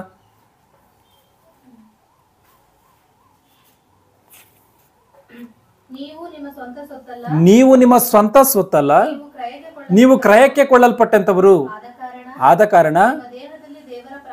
ಆದ ಕಾರಣ ನಿಮ್ಮ ದೇಹದಲ್ಲಿ ದೇವರ ಪ್ರಭಾವವನ್ನು ಪ್ರಕಾಶಪಡಿಸಿರಿ. ದೇವರ ಪ್ರಭಾವವನ್ನು ಪ್ರಕಾಶಪಡಿಸಿರಿ. ನೀವು ನಿಮ್ಮ ಸ್ವಂತ ಸ್ವತ್ತಲ್ಲ. ಅಂದ್ರೆ ನಮ್ಮ ಶರೀರ ನಮ್ಮದಲ್ಲ. ಒಂದು ವೇಳೆ ನಮ್ಮ ಶರೀರ ನಮ್ಮದಾಗಿತ್ತು ಅಂದ್ಕೊಳ್ಳಿ, ನಾವು ಭೌತಿಕವಾಗಿ ಒಂದು ವಿಚಾರವನ್ನು ಆಲೋಚನೆ ಮಾಡಬೇಕು. ನಮ್ಮ ಸ್ವತ್ತನ್ನು ನಾವು ಯಾರ ಬಳಿಯಲ್ಲಾದರೂ ಬಿಡ್ತೀವ? ನಮ್ಮ ಸೊತ್ತಿದೆ, ಏನೋ ಚಿನ್ನ ಇದೆ ಅಂದ್ಕೊಳ್ಳಿ, ಒಂದು ದೊಡ್ಡ 1 kg ಚಿನ್ನ ಇದೆ ಅಂದ್ಕೊಳ್ಳಿ, ಅದನ್ನು ಯಾರಿಗಾದ್ರೂ ಕೊಡ್ತೀವಿ? ನಾವು ಯಾರಿಗೂ ಕೊಡೋದ, ನಮ್ಮ ಬಳಿಯಲ್ಲೇ ಇಟ್ಕೊಳ್ತೀವಿ. ನಾವು ಭದ್ರವಾಗಿ ಕಾಪಾಡ್ತೀವಿ, ಸೀಕ್ರೆಟಾಗಿ ಮಡಗ್ಬಿಡ್ತೀವಿ ಅದನ್ನು. ಯಾಕೆ? ಅದು ನಮ್ಮದಾಗಿರುವಂಥ ಕಾರಣ. ಅದೇ ರೀತಿಯಾಗಿ ನಮ್ಮ ಶರೀರವು ಕೂಡ ನಮ್ಮದು ಅಂತೇಳಿ ಅಂದ್ಕೊಳ್ಳುವಂಥದ್ದಾದರೆ, ನಮ್ಮ ಶರೀರ ನಮ್ಮದೇ ಅಂತೇಳಿ ನಾವು ತೀರ್ಮಾನ ಮಾಡುವಂಥದ್ದಾದರೆ, ಸತ್ತಂಥ ಸಮಯದಲ್ಲಿ ಯಾಕೆ ಬಿಟ್ಟು ಹೋಗ್ತಾ ಇದ್ದೀವಿ? ಆಲೋಚನೆ ಮಾಡಿ. ಈ ಶರೀರ ಎನ್ನುವಂಥ, ನಮ್ಮ ಆತ್ಮ ಎನ್ನುವಂಥದ್ದು ಈ ಶರೀರದಿಂದ ಈಚೆ ಬತ್ತಿದ್ದಂಗೆ ಯಾಕೆ ಆತ್ಮ ಒಂದೇ ಹೋಗ್ತದೆ ಇಲ್ಲಿಂದ? ಯಾಕೆ ಶರೀರವನ್ನು ತೆಗೆದುಕೊಂಡು ಹೋಗ್ತಾ ಇಲ್ಲ? ಈ ಶರೀರ ನಮ್ಮದಲ್ಲ, ಇದು ದೇವರ ಸೊತ್ತು. ದೇವರು ಏನಕ್ಕೋಸ್ಕರ ಕೊಟ್ಟಿದ್ದಾನೆ? ಆತನ ಕೆಲಸವನ್ನು ನಡೆಸೋದಕ್ಕೋಸ್ಕರವೇ ಶರೀರವನ್ನು ಕೊಟ್ಟಿದ್ದಾನೆ. ಅವಯವಗಳನ್ನು ಕೊಟ್ಟಿರುವಂಥದ್ದು ಆ ದೇವರ ಮಹಿಮೆಗೋಸ್ಕರ, ಆತನ ಕೆಲಸವನ್ನು ಮಾಡೋದಕ್ಕೋಸ್ಕರ ಈ ಶರೀರವನ್ನು ಕೊಟ್ಟಿರುವಂಥದ್ದು ಆ ದೇವರನ್ನ ನೀ ಭೂಮಿಯಲ್ಲಿ ಮಹಿಮೆ ಪಡಿಸಬೇಕು ಅಂತಾನ. ಯೇಸು ಕ್ರಿಸ್ತನ ಆ ರೀತಿಯಾಗಿ ಮಹಿಮೆ ಪಡಿಸಿದ್ದಾನೆ. ದೇವರ ನನಗೆ ದೇಹವನ್ನು ಸಿದ್ಧ ಮಾಡಿ ಕೊಟ್ಟಿದ್ಯಾ, ಅದಕ್ಕೋಸ್ಕರವೇ ನಾನು ನಿನ್ನ ಕೆಲಸವನ್ನು ಮಾಡ್ತಾ ಇದ್ದೀನಿ ಅಂತ. ಆದರೆ ಇವತ್ತು ದೇವರನ್ನ ಆ ರೀತಿಯಾಗಿ ಯಾವ ಮನುಷ್ಯನು ಕೂಡ ಆಲೋಚನೆ ಮಾಡದಂಥ ರೀತಿಯಲ್ಲಿ ದೇವರೇ ನೀನು ಅವಯವಗಳನ್ನು ಕೊಟ್ಟಿದ್ಯಾ, ನಾವು ಸರ್ವ ಸುಖಗಳನ್ನು ಅನುಭವಿಸ್ತೀವಿ ಎನ್ನುವಂಥ ಉದ್ದೇಶದಿಂದ ಕೆಟ್ಟತನಕ್ಕೆ ಜಾರಿ ಕೆಟ್ಟತನದಲ್ಲಿ ಮನುಷ್ಯನು ಒದ್ದಾಡ್ತಾ ಇದ್ದಾನೆ. ಆಲೋಚನೆ ಮಾಡಿ, ಇವತ್ತು ಶರೀರ ಎನ್ನುವಂಥದ್ದು ನಮ್ದಲ್ಲ. ಇವತ್ತು ನಾವು ನನ್ನ ಕಣ್ಣು, ನನ್ನ ಕೈ, ನನ್ನ ಒಂದು ಕಾಲು, ನನ್ನ ಒಂದು ಶರೀರ ಎಂಬುದಾಗಿ ನಾವು ಆಲೋಚನೆ ಮಾಡಿ ಮಾತಾಡ್ತಾ ಇರ್ತೀವಿ. ನಾವು ಲೋಕರೂಢಿಯಾಗಿ ಮಾತಾಡ್ತಾ ಇರ್ತೀವಿ. ನಮ್ಮ ಮಾತಿನಲ್ಲಿರುವಂಥ ಪರಮಾರ್ಥ ಏನು ಅಂತ ಅಂದರೆ, ನಾನು ಎನ್ನುವಂಥ ಆತ್ಮವೂ ಬೇರೆ, ಕಣ್ಣು ಕಿವಿ ಕಾಲು ಅಂತ ಹೇಳುವಂಥ ಶರೀರವೂ ಬೇರೆ. ನನ್ನ ಕೈ ಅಂತ ಈಗ ನಾನು ನನ್ನ ಮೊಬೈಲ್ ಎಂಬುದಾಗಿ ಹೇಳ್ತೀನಿ ಅಂದರೆ ಮೊಬೈಲ್ ಬೇರೆ, ನಾನು ಬೇರೆ. ನನ್ನ ಮನೆ ಅಂತ ಹೇಳಿ ಹೇಳ್ತೀನಿ ಅಂದರೆ ಮನೆ ಬೇರೆ, ನಾನು ಬೇರೆ. ಇದೆಷ್ಟು ಸತ್ಯವೋ ಅದೇ ರೀತಿಯಾಗೇನೆ ನನ್ನ ಕೈ, ನನ್ನ ಕಾಲು, ನನ್ನ ಕಣ್ಣು ಅಂತ ಹೇಳಿ ಹೇಳ್ತೀನಿ ಅಂದರೆ ನಾನು ಎನ್ನುವಂಥವನು ಬೇರೆ, ಶರೀರ ಎನ್ನುವಂಥದ್ದು ಬೇರೆ ಎನ್ನುವಂಥದ್ದು ಸ್ಪಷ್ಟವಾಗಿ ಅರ್ಥವಾಗುತ್ತೆ. ಕೆಲವರು ಆತ್ಮಕಥೆ ಎಂಬುದಾಗಿ ಬರಿತಿರ್ತಾರೆ. ಆತ್ಮಕಥೆ ಎಂಬುದಾಗಿ ಟೈಟಲ್ನ ಇಟ್ಬಿಟ್ಟು ಶರೀರಕ್ಕೆ ಏನೇನು ಕಾರ್ಯಗಳಿರುತ್ತೋ ಅದನ್ನು ಬರೀತಿರ್ತಾರೆ. ಅಂದರೆ ಆತ್ಮದ ಜ್ಞಾನವೂ ಅವ್ರಿಗಿಲ್ವಾ? ಆತ್ಮದ ಜ್ಞಾನ ಎನ್ನುವಂಥದ್ದು ಇಲ್ದಲೇ ಇರುವಂಥ ಕಾರಣವೇ ಆ ರೀತಿಯಾಗಿ ಅಜ್ಞಾನದಲ್ಲಿ ಅವರು ವರ್ತಿಸ್ತಾ ಇರ್ತಾರೆ. ಆಗಿರುವಂಥ ಕಾರಣ ಮನುಷ್ಯನ ಆತ್ಮ ಎನ್ನುವಂಥದ್ದು ಬೇರೆ, ಶರೀರ ಎನ್ನುವಂಥದ್ದು ಬೇರೆ. ಆತ್ಮ ಎನ್ನುವಂಥದ್ದು ಈ ಶರೀರಕ್ಕೆ ಬಂದಿರುವಂಥ ಕಾರಣವೇ ಈ ಶರೀರ ಆಕಾರದಲ್ಲಿ ನಾವು ಕಾಣ್ತಾ ಇದ್ವಿ. ಆ ದೇವರಿಂದ ಬಂದಿರುವಂಥ ಆತ್ಮ ಬರೋದಕ್ಕಿಂತ ಮೊದಲು ನಿರಾಕಾರವಾಗಿತ್ತು, ನಮಗೆ ಕಣ್ಣಿಗೆ ಕಾಣದಂಥ ರೀತಿಯಲ್ಲಿ ಇತ್ತು. ಆದರೆ ಶರೀರಕ್ಕೆ ಬಂದಾಗ ಆತ್ಮ ಆ ಆಕಾರ ಅಂದರೆ ಶರೀರದ ರೀತಿಯಲ್ಲಿ, ಶರೀರ ಆಕಾರದಲ್ಲಿ ನಾವು ಕಾಣ್ತಾ ಇದ್ದೀವಿ. ಆತ್ಮ ಎನ್ನುವಂಥದ್ದು ಇದ್ದರೆ ಶರೀರಕ್ಕೆ ಚಲನೆ. ಒಂದು ವೇಳೆ ಆತ್ಮ ಎನ್ನುವಂಥದ್ದು ಇಲ್ದಲೇ ಇದ್ದರೆ ಶರೀರಕ್ಕೆ ಚಲನೆ ಇಲ್ಲ. ಏನಕ್ಕೋಸ್ಕರ ಈ ಒಂದು ಶರೀರದಲ್ಲಿ ಆತ್ಮವನ್ನು ಇಟ್ಟಿದ್ದಾನೆ ಅಂತಂದರೆ ದೇವರ ಕೆಲಸವನ್ನು ನಡೆಸುವುದಕ್ಕೆ, ಅದಕ್ಕೋಸ್ಕರವೇ ಒಳಗಡೆ ಆತ್ಮವನ್ನು ಇಟ್ಟಿದ್ದಾನೆ. ಅಂದರೆ ಇವತ್ತು ಒಂದು ಬಸ್ಸಿನಲ್ಲಿ ಒಬ್ಬ ಡ್ರೈವರ್ ಇರ್ತಾನೆ, ಒಂದು ಫ್ಲೈಟ್ನಲ್ಲಿ ಒಬ್ಬ ಪೈಲಟ್ ಇರ್ತಾನೆ ಅಂದ್ಕೊಳ್ಳಿ, ಒಂದು ಟ್ರೈನಲ್ಲಿ ಒಬ್ಬ ಲೋಕೋ ಪೈಲಟ್ ಇರ್ತಾನೆ ಅಂದ್ಕೊಳ್ಳಿ. ಏನಕ್ಕೋಸ್ಕರ ಇವರು ಬೇಕು? ಆ ಯಂತ್ರಗಳಿಂದ ಕೆಲಸ ಮಾಡಿಸುವುದಕ್ಕೋಸ್ಕರ. ಒಂದು ಟ್ರೈನಲ್ಲಿ ಒಬ್ಬ ಲೋಕೋ ಪೈಲಟ್ ಏನಕ್ಕೋಸ್ಕರ ಕೆಲಸ ಮಾಡ್ತಾನೆ? ಆ ಟ್ರೈನನ್ನು ಕೆಲಸ ಮಾಡಿಸೋದಕ್ಕೋಸ್ಕರ, ಅಷ್ಟು ಜನವನ್ನು ತೆಗೆದುಕೊಂಡು ಹೋಗುವಂಥ ರೀತಿಯಲ್ಲಿ ಅದರಲ್ಲಿ ಕೆಲಸ ಮಾಡಿಸೋದಕ್ಕೋಸ್ಕರ. ಆ ರೀತಿಯಾಗಿ ಈ ಶರೀರದಲ್ಲಿ ದೇವರು ಏನಕ್ಕೆ ಆತ್ಮವನ್ನು ಇಟ್ಟಿದ್ದಾನೆ ಅಂದರೆ ಆ ದೇವರ ನೀತಿ ಕಾರ್ಯಗಳನ್ನು ನಡೆಸುವುದಕ್ಕೋಸ್ಕರ. ಈ ಶರೀರದ ಮೂಲಕವಾಗಿ ಆ ದೇವರ ಕೆಲಸವನ್ನು ಮಾಡಿಸುವುದಕ್ಕೇನೆ ನಮ್ಮನ್ನು ಈ ಭೂಮಿ ಮೇಲೆ ಈ ಒಂದು ಚಿಕ್ಕ ಶರೀರದಲ್ಲಿ, ಈ ಒಂದು 5 ಅಡಿ 6 ಅಡಿ ಇರುವಂಥ ಶರೀರದಲ್ಲಿ ಒಳಪಡಿಸಿದ್ದಾನೆ ಎನ್ನುವಂಥ ಮಾತನ್ನು ನಾವು ಸ್ಪಷ್ಟವಾಗಿ ಅರ್ಥ ಮಾಡಿಕೊಳ್ಳಬೇಕಾಗಿರುವಂಥ ಸಂಗತಿ. ಅಂದರೆ ಈಗ ಈ ಒಂದು ದೇವರ ಮನೆಯನ್ನು ನಡೆಸುವಂಥದ್ದು ಅಂದರೆ ಏನು? ಯಾವ ರೀತಿಯಾಗಿ ನಡೆಸಬೇಕು ಅಂದರೆ ಪರಿಶುದ್ಧಾತ್ಮನಿಗೆ ಆಲಯವನ್ನಾಗಿ ಮಾಡುವಂಥದ್ದೇ ಈ ದೇವರು ಕೊಟ್ಟಿರುವಂಥ ಈ ಶರೀರವನ್ನು ನಡೆಸುವಂಥದ್ದು. ಅಂದರೆ ಈಗ ಒಬ್ಬ ಡ್ರೈವರ್ ಯಾವ ರೀತಿಯಾಗಿ ಒಂದು ವಾಹನವನ್ನು ನಡೆಸ್ತಾನೋ ಆ ರೀತಿಯಾಗಿ ನಮ್ಮ ಆತ್ಮ ಎನ್ನುವಂಥದ್ದು ಈ ದೇಹವನ್ನು ನಡೆಸಬೇಕು. ಯಾವ ರೀತಿಯಾಗಿ? ಪರಿಶುದ್ಧಾತ್ಮನಿಗೆ ಆಲಯವನ್ನಾಗಿ, ಅಂದರೆ ದೇವರಿಗೆ ಆಲಯವನ್ನಾಗಿ ಮಾಡುವಂಥದ್ದೇ, ಅದೇ ನಡೆಸುವಂಥದ್ದು. ಯಾವ ರೀತಿಯಾಗಿ? ಈ ಶರೀರವನ್ನು ಕೆಟ್ಟದ್ದಕ್ಕೆ ಹೋಗದಂಥ ರೀತಿಯಲ್ಲಿ ಒಳ್ಳೆಯ ಕಾರ್ಯಗಳಿಗೋಸ್ಕರ ಬಳಸಿ ದೇವರ ಕೆಲಸವನ್ನು ಮಾಡುವಂಥದ್ದು ಇದೆಯಲ್ಲ, ಇದೇ ಈ ಒಂದು ಶರೀರವನ್ನು ನಡೆಸುವಂಥ ಕಾರ್ಯವು, ಇದೇ ಶರೀರವನ್ನು ನೀತಿ ಮಾರ್ಗಕ್ಕೆ ನಡೆಸುವಂಥ ಕಾರ್ಯವು, ದೇವರನ್ನ ಮಹಿಮೆ ಪಡಿಸುವಂಥದ್ದು, ದೇವರನ್ನ ಈ ಶರೀರದ ಮೂಲಕವಾಗಿ ಆರಾಧನೆ ಮಾಡುವಂಥದ್ದು. ಈ ಅವಯವಗಳು ಎನ್ನುವಂಥದ್ದು ನಮಗೋಸ್ಕರ ಅಲ್ಲ. ನಾವಾಗಲೇ ಓದ್ಕೊಂಡಂಥ ಆ 1 ಕೊರಿಂಥ 6:19-20 ನಾವು ಗಮನಿಸಿದ್ವಲ್ಲ, ಅವಯವಗಳು ಎನ್ನುವಂಥದ್ದು ನಮಗಲ್ಲ. ಅವಯವಗಳು ಎನ್ನುವಂಥದ್ದು ದೇವರಿಗೆ. ನಮಗಿರುವಂಥ ಅವಯವಗಳು ಇದು ದೇವರಿಗೆ. ಆತನ ಕೆಲಸ ನಡೆದಕ್ಕೋಸ್ಕರವೇ ಈ ಭೂಮಿಯಲ್ಲಿ ನಿನಗೆ ಕೊಟ್ಟಿದ್ದಾನೆ. ಇವತ್ತು ಒಬ್ಬ ಮನೆಯ ಓನರ್ ಇರ್ತಾರೆ ಅಂದ್ಕೊಳ್ಳಿ, ಯಾರೋ ಒಬ್ಬರಿಗೆ ಕರೆದುಬಿಟ್ಟು ಅವ್ರಿಗೇನು ಮಾಡ್ತಾರೆ, ಈ ಕೆಲಸವನ್ನೆಲ್ಲ ಮಾಡ್ಬೇಕೆಂಬುದಾಗಿ ಒಪ್ಪಿಸ್ತಾರೆ. ನನಗೆ ಈ ಬಿಲ್ಡಿಂಗನ್ನು ಕಟ್ಕೊಡ್ಬೇಕೆಂಬುದಾಗಿ ಒಪ್ಪಿಸ್ತಾರೆ. ಬಿಲ್ಡಿಂಗ್ ಯಾರ್ದು? ಮನೆಯ ಒಂದು ಮಾಲೀಕನದು. ಮನೆ ಕೆಲಸದವ್ರು ಏನು ಮಾಡಬೇಕು? ಅದನ್ನೆಲ್ಲ ಮಾಡಿ ಏನು ಮಾಡಬೇಕು? ಯಜಮಾನನಿಗೆ ಈಗಳಪ್ಪ ಮಾಡಿದೆ ಎಂಬುದಾಗಿ ಲೆಕ್ಕ ಒಪ್ಪಿಸ್ಬೇಕು. ಆ ರೀತಿಯಾಗಿ ದೇವ್ರು ಏನು ಮಾಡಿದ್ದಾನೆ? ಕಣ್ಣು ಕಿವಿ ಕಾಲು ಎಲ್ಲ ಅವಯವಗಳನ್ನು ಕೊಟ್ಟು ನನ್ನ ಕೆಲಸವನ್ನು ಮಾಡ್ರಿ ಎಂಬುದಾಗಿ ಹೇಳಿದ್ದಾನೆ. ಈ ಭೂಮಿಯಲ್ಲಿ ನನ್ನ ಕೆಲಸವನ್ನು ಮಾಡ್ರಿ ಎಂಬುದಾಗಿ ಹೇಳಿದ್ದಾನೆ. ನಾವೇನು ಮಾಡಬೇಕು? ಅವೆಲ್ಲವುಗಳನ್ನು ತೆಗೆದುಕೊಂಡು ಆತನಿಗೋಸ್ಕರ ಆ ಕೆಲಸವನ್ನು ಮಾಡಿದ್ರೆ ಪ್ರತಿಫಲ ಎನ್ನುವಂಥದ್ದು ಬರ್ತದೆ ಹೊರತು ಆ ಅವಯವಗಳನ್ನು ಒಂದು ವೇಳೆ ನಾವೇನಾದರೂ ಕೆಟ್ಟದಕ್ಕೆ ಬಳಸ್ದು ಅಂದ್ಕೊಳ್ಳಿ, ದೇವರಿಂದ ಭಯಂಕರವಾದಂಥ ದಂಡನೆ ಈ ಭೂಮಿ ಮೇಲೆ ಮಾತ್ರವಲ್ಲದೆ ನರಕಲೋಕದಲ್ಲೂ ಕೂಡ ತಪ್ಪಿದ್ದಲ್ಲ ಎನ್ನುವಂಥದ್ದನ್ನು ನಾವು ಸ್ಪಷ್ಟವಾಗಿ ಅರ್ಥ ಮಾಡಿಕೊಳ್ಬೇಕಾಗಿರುವಂಥ ಕಾರ್ಯ. ಈ ಒಂದು ಶರೀರವನ್ನು ಯಾರಾದರೂ ಒಂದು ವೇಳೆ ನಿರ್ಮಿಸ್ಬೋದಾ ಅಂದರೆ ಯಾವ ಮನುಷ್ಯನೂ ಕೂಡ ನಿರ್ಮಿಸೋದಕ್ಕೆ ಸಾಧ್ಯ ಇಲ್ಲ. ಈ ಶರೀರ ಎನ್ನುವಂಥ ಮನೆಯನ್ನು ಯಾವ ಮನುಷ್ಯನೂ ಕೂಡ ನಿರ್ಮಿಸೋದಕ್ಕೆ ಸಾಧ್ಯ ಇಲ್ಲ. ಅದೇ 127ನೇ ಕೀರ್ತನೆ 2ನೇ ವಚನದಲ್ಲಿ ಬರೆಯಲ್ಪಟ್ಟಿರುವಂಥ ಮಾತು. ಓದಿ ಅದನ್ನು. 127ನೇ ಕೀರ್ತನೆ 2ನೇ ವಚನವನ್ನು.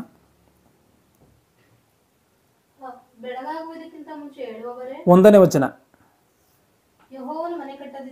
ಯೆಹೋವನು ಮನೆ ಕಟ್ಟದಿದ್ದರೆ ಅದನ್ನು ಕಟ್ಟುವವರು ಕಷ್ಟಪಡುವುದು ವ್ಯರ್ಥ. ಗಮನಿಸಿ, ಇಂಥ ಒಂದು ಶರೀರವನ್ನ, ಇಂಥ ಶ್ರೇಷ್ಠವಾದಂಥ ದೇವರ ಮನೆ ಎನ್ನುವಂಥ ಈ ಶರೀರವನ್ನ ದೇವರು ಮಾತ್ರವೇ ಕಟ್ಟುವುದಕ್ಕೆ ಸಾಧ್ಯವೂ ಹೊರತು ಯಾವ ಮನುಷ್ಯನೂ ಕೂಡ ಕಟ್ಟುವುದಕ್ಕೆ ಸಾಧ್ಯ ಇಲ್ಲ. ಈ ಅವಯಗಳನ್ನು ಯಾವ ಮನುಷ್ಯನೂ ಕೂಡ ಮಾಡೋದಕ್ಕೆ ಸಾಧ್ಯ ಇಲ್ಲ. ಇವತ್ತು ಯಾವುದೊಬ್ಬ ಮನುಷ್ಯನಿಗೆ ಬೆರಳುಗಳು ಓದೋ ಅಂತ ಕಳಿ ಆತನು ಸಾಯುವಂಥ ಕಾಲದವರೆಗೆ ಆ ರೀತಿಯಾಗಿಯೇ ಅವನು ಬದುಕಬೇಕು. ಯಾಕೆ ಅಂತಂದರೆ ನಮ್ಮ ಅವಯವಗಳು, ನಮ್ಮ ಶರೀರದಲ್ಲಿರುವಂಥ ಅವಯವಗಳು ಯಾವುದೇ ಕೂಡ ಕಳ್ಕೊಂಡ್ರೂ ಕೂಡ ಅವಯವಗಳು ಎಲ್ಲೂ ಕೂಡ ಸಿಗಲ್ಲ. ಇನ್ನೊಬ್ಬ ಸಜೀವವಾಗಿರುವಂಥ ಜೀವದಿಂದ ಇರುವಂಥ ಒಬ್ಬ ಮನುಷ್ಯನಲ್ಲೇ ತೆಗಿಬೇಕೇ ಹೊರತು ಬೇರೆ ಎಲ್ಲೋ ಸಿಗಲ್ಲ. ಇದನ್ನು ಸ್ಪಷ್ಟವಾಗಿ ಅರ್ಥ ಮಾಡಿಕೊಳ್ಬೇಕು. ದೇವರೆಲ್ಲ ಒಂದು ಸ್ಪೇರನ್ನ ಇಕ್ಕಿ ಮಾಡ್ತಾ ಇಲ್ಲ. ದೇವರು ಆಲೋಚನೆ ಮಾಡಿ, ದೇವರು ಮಾಡ್ತಾ ಇದ್ದಾನೆ ಇದನ್ನು ದೇವರ ಕೈಯಿಂದಲೇ ಹೊರತು ಇನ್ಯಾರಿಂದಲೂ ಕೂಡ ಸಾಧ್ಯ ಇಲ್ಲ ಎನ್ನುವಂಥದ್ದಕ್ಕೆ ಇವೆಲ್ಲವೂ ಕೂಡ ಸಾಕ್ಷಿ. ಅಂದರೆ ದೇವರೇ ಈ ಶರೀರವನ್ನು ಮಾಡ್ತಾ ಇದ್ದಾನೆ, ದೇವರು ಹೊರತು ಯಾರು ಮಾಡೋದಕ್ಕೆ ಸಾಧ್ಯ ಇಲ್ಲ. ಯೆಹೋವನು ಮನೆ ಕಟ್ಟದಿದ್ದರೆ ಕಟ್ಟುವವರು ಕಷ್ಟಪಡುವುದು ವ್ಯರ್ಥ. ಈ ಶರೀರವನ್ನು ದೇವರು ಮಾಡ್ದಲೇ ಇದ್ದರೆ ಇನ್ಯಾರು ಕೂಡ ಮಾಡೋದಕ್ಕೆ ಪ್ರಯತ್ನ ಪಡುವಂಥದ್ದು ವೇಸ್ಟ್. ಯಾರು ಕೂಡ ಮಾಡೋದಕ್ಕೆ ಸಾಧ್ಯ ಇಲ್ಲ. ಈ ಮಾತನ್ನ ಶರೀರವನ್ನು ಅರ್ಥ ಮಾಡ್ಕೊಳ್ಬೇಕೇ ಹೊರತು ಈ ಭೌತಿಕವಾಗಿರುವಂಥ ಮನೆಗಳನ್ನು ಅಲ್ಲ. ಇವತ್ತು ಯೇಸು ಕ್ರಿಸ್ತನ ನಂಬದಲ್ಲೇ ಇರುವಂಥ ಎಷ್ಟೋ ಜನರು, ಕೋಟಿ ಜನ ಇದ್ದಾರೆ. ಅವರು ಕೂಡ ಮನೆಗಳನ್ನು ಕಟ್ಟಿಕೊಂಡು ವಾಸ ಮಾಡ್ತಾ ಇದ್ದಾರೆ. ದುಬೈಲಿ ನೋಡುವಾಗ ಬುರ್ಜ್ ಖಲೀಫಾ ಎನ್ನುವಂಥ 200 ಅಂತಸ್ತಿನ ಮನೆಗಳೇ ಇದೆ. ದೊಡ್ಡ ಒಂದು ಪ್ರಪಂಚದಲ್ಲೇ ದೊಡ್ಡ ಒಂದು ಬಿಲ್ಡಿಂಗ್ ಇದೆ. ಯಾರು ಇದನ್ನು ಕೊಟ್ಟಿದ್ದಾರೆ? ಆಲೋಚನೆ ಮಾಡಿ. ಈ ಭೂಮಿ ಮೇಲೆ ಯಾವ ಮನುಷ್ಯನಾದರೂ ದುಡಿದ್ರೆ ಅವನು ಎಂಥ ಮನೆಯನ್ನು ಸಂಪಾದನೆ ಮಾಡ್ಬೋದು, ಲೋಕವನ್ನೇ ಬೇಕಾದ್ರೆ ಸಂಪಾದನೆ ಮಾಡ್ಬೋದು. ಯಾಕೆಂತಂದ್ರೆ ಪ್ರಪಂಚದ ನೋಡುವಾಗ ಎಲಾನ್ ಮಸ್ಕ್ ಎನ್ನುವಂಥ ವ್ಯಕ್ತಿ ಇದನ್ನು ಆತನ ಈ ಪ್ರಪಂಚಕ್ಕೆ ಶ್ರೀಮಂತ ಎಂಬುದಾಗಿ ಹೇಳ್ತಾರೆ. ಆ ರೀತಿಯಾಗಿ ನೀನು ಸಂಪಾದನೆ ಮಾಡ್ದ, ನೀನು ಈ ಲೋಕವನ್ನೇ ಬೇಕಾದ್ರೂ ಸಂಪಾದನೆ ಮಾಡ್ಬೋದು, ದುಡಿಬೋದು. ಆದರೆ ದೇವ್ರ ಮನೆಯನ್ನು ಕಟ್ಟಿಕೊಡುವುದಕ್ಕೂ ಇವರು ಸಂಪಾದನೆ ಮಾಡಿಕೊಳ್ಳುವುದಕ್ಕೂ ಇದು ಯಾವ ಸಂಬಂಧ ಇಲ್ಲ. ಈ ಭೌತಿಕವಾದಂಥ ಮನೆಗಳನ್ನು ದೇವ್ರು ಕಟ್ಟಿಕೊಡ್ತಾ ಇಲ್ಲ. ದೇವ್ರು ಕಟ್ಟಿಕೊಡ್ತಿರುವಂಥದ್ದು ಮನುಷ್ಯನ ಶರೀರ ಎನ್ನುವಂಥ ಮನೆಯನ್ನು. ಆದ್ದರಿಂದ ನಾವು ಸ್ಪಷ್ಟವಾಗಿ ಅರ್ಥ ಮಾಡ್ಕೊಳ್ಬೇಕು. ನಮ್ಮ ಅವಯವಗಳು ನಮಗೋಸ್ಕರ ಅಲ್ಲ, ದೇವರಿಗೋಸ್ಕರ. ಆದ್ದರಿಂದಲೇ ದೇವರು ಆದಾಮನ್ನು ಮಾಡುವಂಥ ಸಮಯದಲ್ಲಿ ನಿನಗೆ ಕಣ್ಣು ಬೇಕಾ, ನಿನಗೆ ಕಿವಿ ಬೇಕಾ, ನಿನಗೆ ಕಾಲು ಬೇಕೆಂಬುದಾಗಿ ದೇವರು ಏನಾದರೂ ಕೇಳಿ ಮಾಡಿದಾನ? ಕೇಳಿ ಮಾಡಿಲ್ಲ. ಯಾಕೆ? ಆತನಿಗೋಸ್ಕರ ಅವಶ್ಯಕತೆ ಇದ್ದಂಥ ಕಾರಣ ಆತನಿಗೆ ಏನು ಅವಶ್ಯಕತೆ ಇದೆಯೋ ಅದನ್ನು ಮಾಡಿದ್ದಾನೆ ಈ ಮನುಷ್ಯನಿಗೆ. ಇವೆಲ್ಲವನ್ನು ಕೊಟ್ಟು ಏನು ಮಾಡಿದ್ದಾನೆ? ನನಗೋಸ್ಕರ ಬದುಕಬೇಕು ಎಂಬುದಾಗಿ ಆತನು ಹೇಳಿದ್ದಾನೆ. ಈ ಕೊಟ್ಟಿರುವಂಥ ಶರೀರವನ್ನು ಏನು ಮಾಡಬೇಕು ಗೊತ್ತಾ? ಕೊಟ್ಟಿರುವಂಥ ಅವಯವಗಳನ್ನು ಏನು ಮಾಡಬೇಕು ಗೊತ್ತಾ? ರೋಮಾಪುರದವ್ರಿಗೆ ಬರೆದ ಪತ್ರಿಕೆ 12ನೇ ಅಧ್ಯಾಯ 1ನೇ ವಚನವನ್ನು ಗಮನಿಸಿ. ರೋಮಾಪುರದವ್ರಿಗೆ ಬರೆದ ಪತ್ರಿಕೆ 12:1. ಆದುದರಿಂದ ಸಹೋದರರೇ, ದೇವರ ಕನಿಕರವನ್ನು ನಿಮ್ಮ ನೆನಪಿಗೆ ತಂದು ನಿಮ್ಮನ್ನು ಬೇಡಿಕೊಳ್ಳುವಂಥದ್ದೇನು ಅಂದರೆ, ನೀವು ನಿಮ್ಮ ದೇಹಗಳನ್ನು ದೇವರಿಗೆ ಮೀಸಲಾಗಿಯೂ ಮೆಚ್ಚುಗೆಯಾಗಿಯೂ ಇರುವ ಸಜೀವ ಯಜ್ಞವಾಗಿ ನೀನು ದೇವರಿಗೆ ಕೊಡಬೇಕೇ ಹೊರತು ಸತ್ತೋದಂಥ ಶವವನ್ನು ತಂದು ನೀನು ಏನೋ ಮುಂದೆ ಇಟ್ಟು, ದೇವ್ರ ಮುಂದೆ ಇಟ್ಟು ನೀನು ಪ್ರಾರ್ಥನೆ ಮಾಡಿದ್ರೆ ಏನು ಪ್ರಯೋಜನ? ಸತ್ತೋದಂಥ ಶವಗಳ ಮುಂದೆ ಹೋಗಿ ದೇವರವನು ಪರಲೋಕಕ್ಕೆ ಸೇರಿಸ್ಕಂತ ಹೇಳಿದ್ರೆ ಏನು ಪ್ರಯೋಜನ? ಆ ರೀತಿಯಾಗಿ ಮಾಡುವಂಥದ್ದಾದ್ರೆ ಅವನಂಥ ಅಜ್ಞಾನಿ ಇನ್ನೊಬ್ಬಿಲ್ಲ ಎನ್ನುವಂಥದ್ದನ್ನು ಸ್ಪಷ್ಟವಾಗಿ ಅರ್ಥ ಮಾಡಿಕೊಳ್ಬೇಕು. ಅದಕ್ಕೆ ಈ ಒಂದು ಶರೀರದಲ್ಲಿ ಇಟ್ಟು ಈ ಒಂದು ಶರೀರದ ಬಾಧ್ಯತೆಗಳನ್ನು ವಹಿಸಿದಾನ ಆತನು. ಈ ಶರೀರದ ಬಾಧ್ಯತೆಗಳನ್ನು ಕೊಟ್ಟಿದ್ದಾನೆ. ನೀನು ಈ ಶರೀರವನ್ನು ಸರಿಯಾದಂಥ ರೀತಿಯಲ್ಲಿ ನಡೆಸಪ್ಪ, ನೀತಿ ಮಾರ್ಗದಲ್ಲಿ ನಡೆಸಪ್ಪ, ಈ ಶರೀರದ ಮೂಲಕವಾಗಿ ನೀನು ನನ್ನ ಕೆಲಸವನ್ನು ಮಾಡಬೇಕು ಎಂಬುದಾಗಿ ಆತನು ಹೇಳಿದ್ದಾನೆ. ನಿನ್ನ ಶರೀರವನ್ನು ನೀನು ಸಜೀವಾಗಿ ಯಜ್ಞವು ಅರ್ಪಿಸ್ಬೇಕು ಅಂತಂದರೆ ಇದೇನೇನೆ, ನಿನ್ನ ಶರೀರವನ್ನು ಸರಿಯಾದಂಥ ರೀತಿಯಲ್ಲಿ ನಡೆಸಬೇಕು. ಇವತ್ತು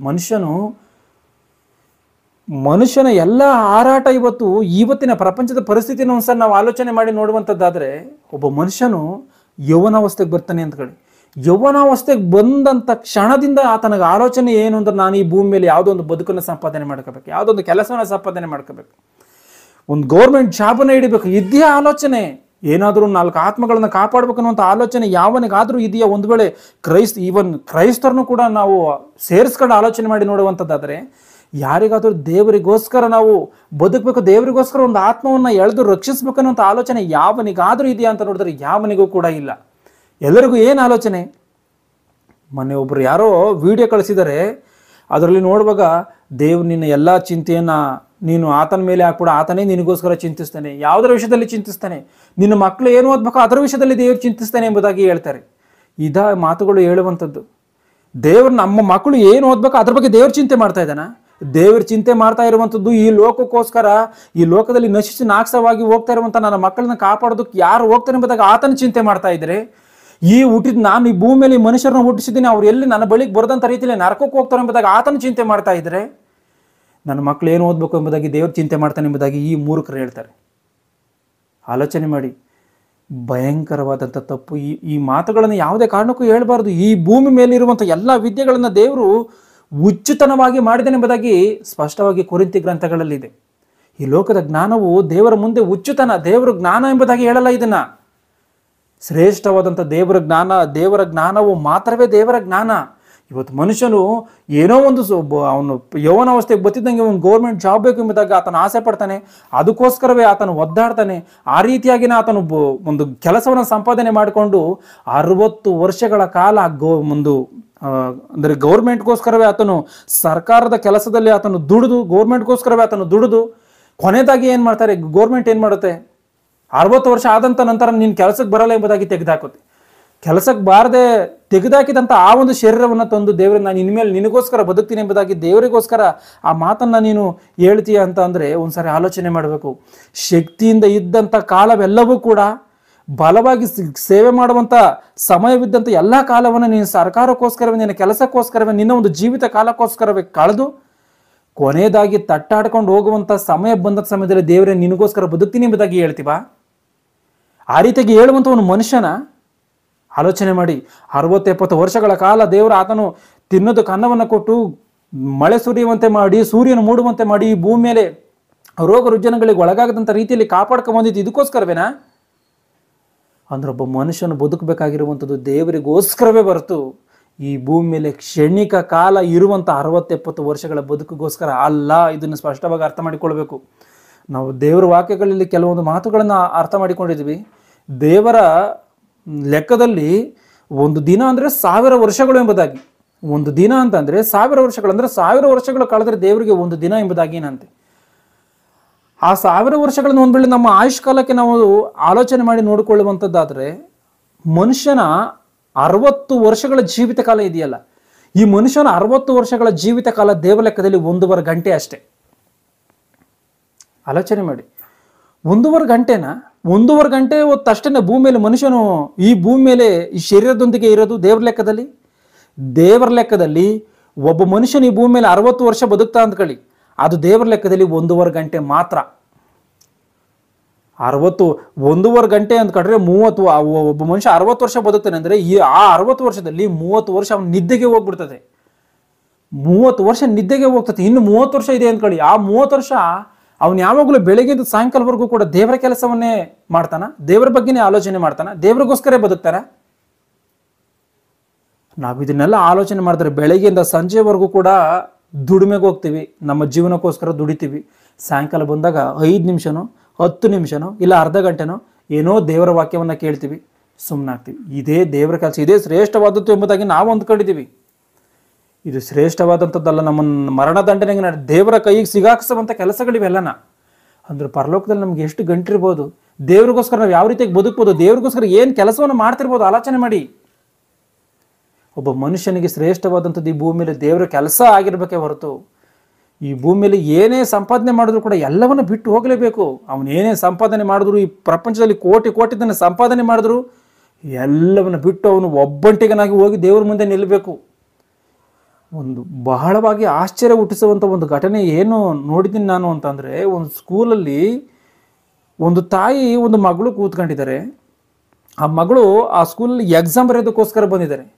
ಈ ಎಕ್ಸಾಮ್ ಬರೆಯೋದಕ್ಕೋಸ್ಕರ ಬಂದು ಆ ಒಂದು ಹೆಣ್ಮಗಳು ಎಕ್ಸಾಮ್ಗೆ ಲೇಟ್ ಆಗಿಬಿಡ್ತತೆ, ಓದ್ಕೋಬೇಕು ಎಂಬುದಾಗಿ ಊಟನ ಆ ತಾಯಿ ತಿನ್ನಿಸ್ತಾ ಇದ್ದಾರೆ. ಆ ತಾಯಿ ಆ ಮಗಳಿಗೆ ಊಟವನ್ನು ಮಾಡಿಸ್ತಾ ಇದ್ದಾರೆ. ಆ ಮಗಳು ಆ ಊಟದ ತುತ್ತಿನ ಕಡೆಗೂ ಕೂಡ ಕಣ್ಣು ಹಾಯಿಸಿದಂಥ ರೀತಿಯಲ್ಲಿ ಫೋನನ್ನು ಹಿಡ್ಕೊಂಡು ಓದುವಂಥ ಒಂದು ಆಲೋಚನೆ. ಓದ್ತಾ ಇದೆ ಅಮ್ಮ, ಬಹಳಷ್ಟು ಮಟ್ಟಿಗೆ ಟೆನ್ಷನ್ ಆಗಿ ಓದ್ಕೊಳ್ತಾ ಇದೆ. ಈ ತಾಯಿ ಆ ಮಗಳಿಗೆ ಊಟವನ್ನು ತಿನ್ನಿಸ್ತಾ ಇದೆ. ಅಂದರೆ ಮನುಷ್ಯನು ಇಷ್ಟರ ಮಟ್ಟಿಗೆ ಬದುಕೋದಕ್ಕೋಸ್ಕರ ಪರದಾಡ್ತಾನ. ಈ ಭೂಮಿಯಲ್ಲಿ ಕೆಲಸವನ್ನು ಸಂಪಾದನೆ ಮಾಡೋದಕ್ಕೋಸ್ಕರ ಮನುಷ್ಯನು ಇಷ್ಟರ ಮಟ್ಟಿಗೆ ತಲೆ ಕೆಡಿಸ್ಕೊಂಡು ಹುಚ್ಚನಾಗಿ ಹೋಗ್ತಾನ. ಅವನ ಆ ರೀತಿಯಾಗಿ ಸಾಧಿಸಿ ಒಂದು ವೇಳೆ ಅವನ ಅರ್ಧ ವಯಸ್ಸಿಗೆ ದೇವರು ಪ್ರಾಣ ತೆಗೆದ ಅಂತ ಅಂದರೆ ಅವನ ಅಟೆಲ್ಲ ತಲೆ ಕೆಡಿಸ್ಕೊಂಡು ಕೆಲಸಕ್ಕೋಸ್ಕರ ಹೋರಾಡಿದ ಏನು ಪ್ರಯೋಜನ? ಆಲೋಚನೆ ಮಾಡಿ. ಒಬ್ಬಂಟಿಗನಾಗಿ ದೇವ್ರ ಮುಂದೆ ನಿಲ್ಲಬೇಕಾ? ಈ ಭೂಮಿಯಲ್ಲಿ ದೇವರ ಕೆಲಸಕ್ಕಿದ್ದಂಥ ಶ್ರೇಷ್ಠತೆ ಯಾವುದಕ್ಕೂ ಇಲ್ಲ. ಇದನ್ನು ನಾವು ಸ್ಪಷ್ಟವಾಗಿ ಅರ್ಥ ಮಾಡಿಕೊಳ್ಬೇಕಾಗಿರುವಂಥ ಕಾರ್ಯ. ಈ ಒಂದು ಶರೀರದಲ್ಲಿ ದೇವರು ವಾಸ ಮಾಡಬೇಕು ಎಂಬುದಾಗಿ ಅಂದ್ಕೊಂಡಿದ್ದಾನೆ. ನೀತಿ ಕಾರ್ಯಗಳನ್ನು ಮಾಡ್ತಾ ಆ ದೇವರಿಗೆ ಜಾಗ ಕೊಡಬೇಕೇ ಹೊರತು ನಾವೇನೋ ಅನೀತಿ ಕಾರ್ಯಗಳನ್ನು ಮಾಡಿ ದೇವ್ರನ್ನ ನಮ್ಮ ಶರೀರದಿಂದ ಆಚೆ ಹಾಕಬಾರ್ದು. ದೇವ್ರಿಗೆ ಆಕಾಶನೇ ಸಿಂಹಾಸನ, ಈ ಭೂಮಿನೇ ಪಾದಪೀಠ. ಸೊಲೊಮೋನ ಒಂದ್ಸರಿ ಏನು ಹೇಳ್ತಾನೋ, ಅಪೊಸ್ತಲರ ಕೃತ್ಯಗಳು 7ನೇ ಅಧ್ಯಾಯ 50ನೇ ವಚನವನ್ನು ಗಮನಿಸಿ. ಅಪೊಸ್ತಲರ ಕೃತ್ಯಗಳು 7ನೇ ಅಧ್ಯಾಯ 50ನೇ ವಚನವನ್ನ.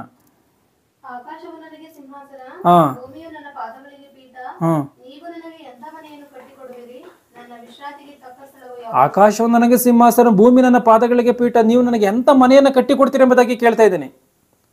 ನೀವು ನನಗೆ ಎಂಥ ಮನೆಯನ್ನು ಕಟ್ಟಿಕೊಡ್ತೀರಾ?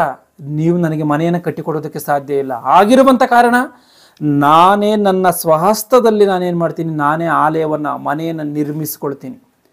ನೀವು ನನಗೆ ಮನೆಯನ್ನು ಕಟ್ಟಿಕೊಡೋದಕ್ಕೆ ಸಾಧ್ಯ ಇಲ್ಲ. ನಾನೇನು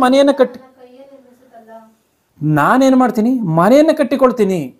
ನಾನೇ ಮನೆಯನ್ನು ಕಟ್ಟಿಕೊಳ್ತೀನಿ. ನೀವು ನನಗೆ ಮಾಡಿಕೊಡೋದಕ್ಕೆ ಸಾಧ್ಯ ಇಲ್ಲ ಎಂಬುದಾಗಿ ಆತನೇನು ಮಾಡ್ತಾ ಇದ್ದಾನೆ, ತನಗೋಸ್ಕರ ಜೀವವಿರುವಂಥ ಆಲಯವನ್ನು ಮಾಡಿಕೊಂಡಿದ್ದಾನೆ. ನಮ್ಮದು ಜೀವವಿರುವಂಥ ಆಲಯ, ನಮ್ಮಲ್ಲಿ ಜೀವ ಇದೆಯಾ? ಜೀವ ಇದೆ. ಜೀವವಿರುವಂಥದ್ದು ಈ ಆಲಯ. ಈ ಜೀವ ಇರುವಂಥ ಆಲಯವನ್ನು ನಾವು ದೇವರಿಗೆ ಕೊಡದೆ ಎಲ್ಲೋ ಒಂದು ಗುಡಿಯನ್ನು ಕಟ್ಟಿ ಅದರಲ್ಲೊಂದು ಶಿಲುಬೆ ಆಕಾರವನ್ನು ಮಾಡಿ ದೇವರೇ ಇದ್ರೊಳಗಿರು ಎಂಬುದಾಗಿ ನಾವು ಅಂದ್ಕೊಳ್ತಾ ಇದ್ದೀವಿ. ದೇವರು ಅಲ್ಲೇ ಇದೇನೆ ಎಂಬುದಾಗಿ ನಾವು ಭಾವಿಸ್ತಾ ಇದ್ದೀವಿ. ಅಲ್ಲೇ ಇದೇನೆ ಎಂಬುದಾಗಿ ನಾವು ಹೋಗಿ ಅಲ್ಲೇ ಕೂತ್ಕೊಂಡು ಇಲ್ಲಿ ಮಾತ್ರವೇ ದೇವರಿದ್ದೇನೆ ಎಂಬುದಾಗಿ ಅಲ್ಲೇ ಪ್ರಾರ್ಥನೆ ಮಾಡುವಂಥದ್ದು, ಅಲ್ಲೇ ನಮ್ಮ ಕಷ್ಟಗಳನ್ನು ಹೇಳ್ಕೊಳ್ಳುವಂಥದ್ದು, ಅಲ್ಲೇ ಏನೋ ನಮ್ಮ ಮನಸ್ಸಿನಲ್ಲಿ ಕಟ್ಟು ಬಿದ್ದು ಬಿಟ್ಟಿದ್ದೀವಿ. ತಪ್ಪಿದು. ನಮ್ಮ ಶರೀರದಲ್ಲಿ ಆತನು ವಾಸ ಮಾಡ್ತಾನೆ ಹೊರತು ನಾವು ಕೂಡಿಕೊಳ್ಳುವಂಥ ಜಾಗದಲ್ಲಿ, ಬಿಲ್ಡಿಂಗ್ಗಳಲ್ಲಿ ವಾಸ ಮಾಡಲ್ಲ. ಇದನ್ನು ನಾವು ಸ್ಪಷ್ಟವಾಗಿ ಅರ್ಥ ಮಾಡಿಕೊಳ್ಬೇಕಾಗಿರುವಂಥ ಕಾರಣ, ನಮ್ಮ ದೇಹವೇ ದೇವರಿಗೆ ಆಲಯ ಹೊರತು ಅಲ್ಲಿರುವಂಥ ಬಿಲ್ಡಿಂಗ್ ಅಲ್ಲ. ಅಮಾಯಕರು ಕೆಲವರು ಆ ಬಿಲ್ಡಿಂಗ್ರೇನೇ ವಾಸಸ್ಥಳವ, ದೇವರಿಗೆ ವಾಸ ಮಾಡ್ತಾನೆ ಎಂಬುದಾಗಿ ಅಂದ್ಕೊಂಡಿದ್ದಾರೆ.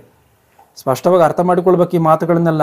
ಆತನು ಕಟ್ಟಿದಂಥ ಮನೆಯಲ್ಲಿ ಆತನಿಗೆ ಜಾಗವನ್ನು ಕೊಡದೇ ಇದ್ರೆ ಯಾವ ರೀತಿಯಾಗಿ ಇರ್ತತೆ? ಆತನ ಕಟ್ಟಿಕೊಂಡಿರುವಂಥದ್ದು ಈ ಒಂದು ಶರೀರ, ಆತನಿಗೆ ಜಾಗವನ್ನು ಕೊಡ್ದಲ್ಲ ಇದ್ರಿ. ಇವತ್ತು ನಾವು ಕಷ್ಟಪಟ್ಟು ಸಾಲ ಮಾಡಿ ಮನೆಯನ್ನು ಕಟ್ತೀವಿ, ಆ ಮನೆಗೆ ಯಾರೊಬ್ಬರು ಬಂದು ಸೇರ್ಕೊಂಡ್ಬಿಟ್ರೆ ನಮಗೆ ಜಾಗವನ್ನು ಕೊಡ್ದಲ್ಲೇ ಪರಿಸ್ಥಿತಿ ಯಾವ ರೀತಿಯಾಗಿರ್ತತೆ? ಆ ರೀತಿಯಾಗಿ ದೇವರು ಕಷ್ಟಪಟ್ಟು ಆತನ ಈ ಶರೀರವನ್ನು ನಿರ್ಮಾಣ ಮಾಡಿ ನನಗೆ ಜಾಗ ಕೊಡ್ರಿ ಅಂತ ನಾವು ಸೈತನ್ಯಗೆ ಜಾಗ ಕೊಟ್ಟಿದ್ದೀವಿ, ಲೋಕದ ಆಸೆಗಳಿಗೆ ಜಾಗ ಕೊಟ್ಟಿದ್ದೀವಿ ಅಂದರೆ ಆತನ ಪರಿಸ್ಥಿತಿ ಯಾವ ರೀತಿಯಾಗಿರ್ತದೆ? ಆತನ ಯಾವ ರೀತಿಯಾಗಿ ಆವೇದನೆಯನ್ನು ಪಡ್ತಾನೆ? ಆತನ ಯಾವ ರೀತಿಯಾಗಿ ನೊಂದು ಹೋಗ್ತಾನೆ? ದೇವರ ಆವೇದನೆಯನ್ನು ಯಾರಾದರೂ ಅರ್ಥ ಮಾಡಿಕೊಂಡಿದ್ದೀವ? ಯಾವತ್ತಾದರೂ ದೇವರ ಆವೇದನೆಯನ್ನು ನೀಗಿಸುವಂಥ ಕೆಲಸವನ್ನು ಮಾಡ್ತೀವ? ಒಂದು ಮಾತು, ದೇವರ ಮಾತುಗಳನ್ನು ಒಬ್ಬ ಮನುಷ್ಯನಿಗೆ ಹೇಳಿ ಸರಿಯಾದಂಥ ರೀತಿಯಲ್ಲಿ ಒಬ್ಬನನ್ನು ನಡೆಸಿವನ್ನು ಒಂದ್ಸರಿ ಆಲೋಚನೆ ಮಾಡಿ. ಒಬ್ಬ ಮನುಷ್ಯನನ್ನು ಸರಿಯಾದಂಥ ರೀತಿಯಲ್ಲಿ ಸನ್ಮಾರ್ಗಕ್ಕೆ ತಂದು ಅವನ ದೀಕ್ಷಾ ಸ್ನಾನವನ್ನು ಕೊಟ್ಟು ಆತನನ್ನು ನೀತಿವಂತನಾಗಿ ಬದುಕುವಂಥ ರೀತಿಯಲ್ಲಿ ನಾವು ಪ್ರೇರೇಪಣೆ ಕೊಟ್ಟಿದ್ದೀವಿ ಅಂತ ಹೇಳಿ ಒಬ್ಬನ ವಿಷಯದಲ್ಲಿ ಇದೆಯಾ ಆಲೋಚನೆ? ಒಬ್ಬ ಮನುಷ್ಯನ ನಾವು ಈ ರೀತಿಯಾಗಿ ತಯಾರು ಮಾಡಿದ್ದೀವಿ ಅಂತೇಳಿ ನಾವು ಒಪ್ಕೊಳ್ಳೋದಕ್ಕೆ ಸಾಧ್ಯವಾ? ಹಲವಾರು ಏನು ದೇವ್ರನ್ನ ಹೊರ್ತ್ಕೊಂಡಿರುವಂಥವ್ರೆ ನಮ್ಮ ಜೊತೆಯಲ್ಲಿರ್ತಾರೆ. ಹುಚ್ಚರು ಮಾತಾಡಿದಂಥ ರೀತಿಯಲ್ಲಿ ಅವರೊಂದು ರೀತಿಯಲ್ಲಿ ಮಾತಾಡುವಂಥದ್ದು, ಇವರೊಬ್ಬರು ಇನ್ನೊಂದು ರೀತಿಯಲ್ಲಿ ಮಾತನಾಡುವಂಥದ್ದು, ಇವೇನಾದ್ರೂ ಒಳ್ಳೆ ಕಾರ್ಯಗಳ? ದೇವರ ಮಾತುಗಳು ಲೆಕ್ಕಕ್ಕಿಲ್ಲ. ಇಲ್ಲಿ ಮನುಷ್ಯರನ್ನು ನೋಡ್ತಾರೆ, ಅವ್ರು ಶ್ರೇಷ್ಠ ಅಲ್ಲ, ಇವ್ರು ಶ್ರೇಷ್ಠ ಅಲ್ಲ, ಇವ್ರು ಶ್ರೇಷ್ಠ ಅಲ್ಲ, ಯಾರು ಶ್ರೇಷ್ಠ ಅಲ್ಲ, ದೇವರ ಮಾತುಗಳೇ ಶ್ರೇಷ್ಠ ಅಂತಾರೆ. ಸರಿ, ದೇವರ ಮಾತುಗಳು ಶ್ರೇಷ್ಠ ಆಗಿದ್ಮೇಲೆ ದೇವರ ಮಾತುಗಳನ್ನು ಸರಿಯಾದಂಥ ರೀತಿಯಲ್ಲಿ ಅರ್ಥ ಮಾಡಿಕೊಳ್ಳುವಂಥ ಕೆಪಾಸಿಟಿ ಇರಬೇಕಲ್ಲ. ಆ ಕೆಪಾಸಿಟಿನೂ ಇಲ್ಲ. ಹೇಳಿದ್ರೆ ಅರ್ಥನೂ ಮಾಡ್ಕೊಳಲ್ಲ. ಯಾವ ಮನುಷ್ಯನೂ ಒಳ್ಳೇನಲ್ಲ ಎಂಬುದಾಗಿ ಕೂಡ ಕೊನೆಯದಾಗಿ ತೀರ್ಮಾನ ಮಾಡಿ ನಾರ್ಕಕ್ಕೆ ಹೋಗುವಂಥದ್ದು. ಯಾರು ಏನು ಹೇಳ್ತಾನೆ ಅನ್ನುವಂಥದ್ದನ್ನು ಆಲೋಚನೆ ಮಾಡಲ್ವಾ?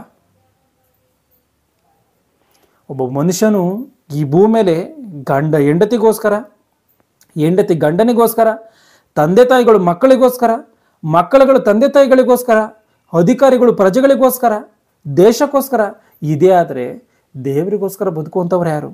ಆತನು ಕಟ್ಟಿದಂಥ ಮನೆಯನ್ನು ಆತನಿಗೆ ಒಪ್ಪಿಸಿ ಆತನಿಗೋಸ್ಕರ ವಿಧೇಯನಾಗಿ ಆತನಿಗೋಸ್ಕರವೇ ಜಾಗವನ್ನು ಕೊಟ್ಟು ಬದುಕುವಂಥವ್ರು ಯಾರು? ಒಬ್ಬ ಪ್ರೀತಿ ಮಾಡುವಂಥ ಹುಡುಗರು ಇರ್ತಾರೆ ಅಂದ್ಕೊಳ್ಳಿ, ನಾನು ಹುಟ್ಟಿರುವಂಥದ್ದು ನಿನಗೋಸ್ಕರ, ನೀನು ಹುಟ್ಟಿರುವಂಥದ್ದು ನನಗೋಸ್ಕರ ಎಂಬುದಾಗಿ ಹೇಳ್ತಾರೆ. ತಪ್ಪು ಅವೆಲ್ಲ. ಯಾವ ಮನುಷ್ಯನ ಈ ಭೂಮಿ ಮೇಲೆ ಹುಟ್ಟುತ್ತಾವನೆ ಅಂದರೂ ಅದು ಆತನಿಗೋಸ್ಕರ, ಆ ದೇವರಿಗೋಸ್ಕರ.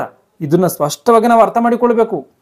ಆ ದೇವರಿಗೋಸ್ಕರವೇ ಎಲ್ಲರೂ ಕೂಡ ಹುಡ್ತಾವ್ರೆ ಎನ್ನುವಂಥದ್ದನ್ನು ಅರ್ಥ ಮಾಡಿಕೊಂಡು ಆ ದೇವರಿಗೋಸ್ಕರ ಈ ಭೂಮಿ ಮೇಲೆ ಬದುಕಬೇಕು. ಈ ಒಂದು ದೇಹವನ್ನು ಯಾವ ರೀತಿಯಲ್ಲಿ ನಾವು ಕಾಪಾಡಿಕೊಳ್ಬೇಕೋ ದೇವರೇ ಎಚ್ಚರಿಕೆಯನ್ನು ಕೊಡ್ತಾ ಇದ್ದೇನೆ. ರೋಮಾಪುರದವ್ರಿಗೆ ಬರೆದ ಪತ್ರಿಕೆ 6ನೇ ಅಧ್ಯಾಯ 13ನೇ ವಚನವನ್ನು ಗಮನಿಸಿ. ರೋಮಾಪುರದವರಿಗೆ ಬರೆದ ಪತ್ರಿಕೆ 6:13 ವಚನವನ್ನ, ಇದು ಮಾತ್ರವಲ್ಲದೆ ನೀವು ನಿಮ್ಮ ಅಂಗಗಳನ್ನ ಪಾಪಕ್ಕೆ ಒಪ್ಪಿಸಿಕೊಟ್ಟು,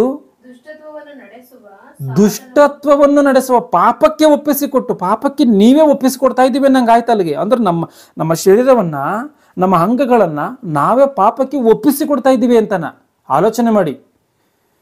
ಕೆಟ್ಟತನಕ್ಕೆ ನಾವೇ ಸಿಗಾಕಿಕೊಳ್ತಾ ಇದ್ದೀವಿ, ನಾವೇ ಒಪ್ಪಿಸ್ತಾ ಇದ್ದೀವಿ. ಅಂದ್ರೆ ಇದರ ಅರ್ಥ ಏನು ಅಂದ್ರೆ ನಾವೇ ಇಷ್ಟಪಟ್ಟಿದ್ದನ್ನು ಮಾಡ್ತಾ ಇದ್ದೀವಿ ಅಂತ ಅರ್ಥ. ಇವತ್ತು ಪಾಪವನ್ನು ಮಾಡುವಂಥ ಸಮಯದಲ್ಲಿ ಇಷ್ಟಪಟ್ಟು ನಾವೇ ಮಾಡ್ತಿದ್ವಿ ಒಪ್ಕೊಂಡು, ಅದೇ ಇದರ ಅರ್ಥ. ನಿಮ್ಮ ಅಂಗಗಳನ್ನ ಪಾಪಕ್ಕೆ ಒಪ್ಪಿಸಿಕೊಟ್ಟು ದುಷ್ಟತ್ವವನ್ನು ನಡೆಸುವ ಸಾಧನಗಳಾಗ ಮಾಡಬೇಡಿರಿ. ಸಾಧನಗಳನ್ನಾಗಿ, ದುಷ್ಟತ್ವವನ್ನು ನಡೆಸುವಂಥ ಸಾಧನಗಳನ್ನಾಗಿ ಮಾಡಬೇಡ್ರಿ. ದೇವರೇ ಎಚ್ಚರಿಕೆಯನ್ನು ಕೊಡ್ತಾ ಇದ್ದೇನೆ. ನಿಮ್ಮ ಶರೀರವನ್ನು ಯಾವ ರೀತಿಯಾಗಿ ನಡೆಸಬೇಕೋ ದೇವರ ಎಚ್ಚರಿಕೆಯನ್ನು ಕೊಡ್ತಾ ಇದ್ದೀನಿ. ಪಾಪಕ್ಕೆ ಒಪ್ಪಿಸ್ಬೇಡ್ರಿ. ಇದು ನಾನು ಮಾಡಿರುವಂಥ ಶರೀರ, ಇದು ನಾನು ವಾಸ ಮಾಡಿಕೊಳ್ಬೇಕು ಅಂತ ಹೇಳಿ ಅಂದ್ಕೊಂಡಿರುವಂಥ ನನ್ನ ಮನೆ ಇದು. ಆದ್ದರಿಂದ ನೀವು ಇದನ್ನು ದುಷ್ಟತ್ವಕ್ಕೆ ಒಪ್ಪಿಸಿಕೊಡ್ಬೇಡ್ರಿ. ಇದರಲ್ಲಿ ಪಾಪವು ಇರುವಂಥ ರೀತಿಯಲ್ಲಿ ಮಾಡಬೇಡ್ರಿ.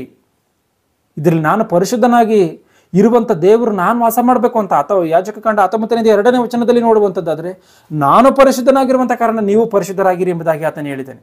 ಅಂದರೆ ಪರಿಶುದ್ಧನಾಗಿರುವಂಥ ದೇವರು ನಮ್ಮಲ್ಲಿ ವಾಸ ಮಾಡಬೇಕು ಅಂದ್ರೆ ನಾವು ಪರಿಶುದ್ಧರಾಗಿರ್ಬೇಕಾ?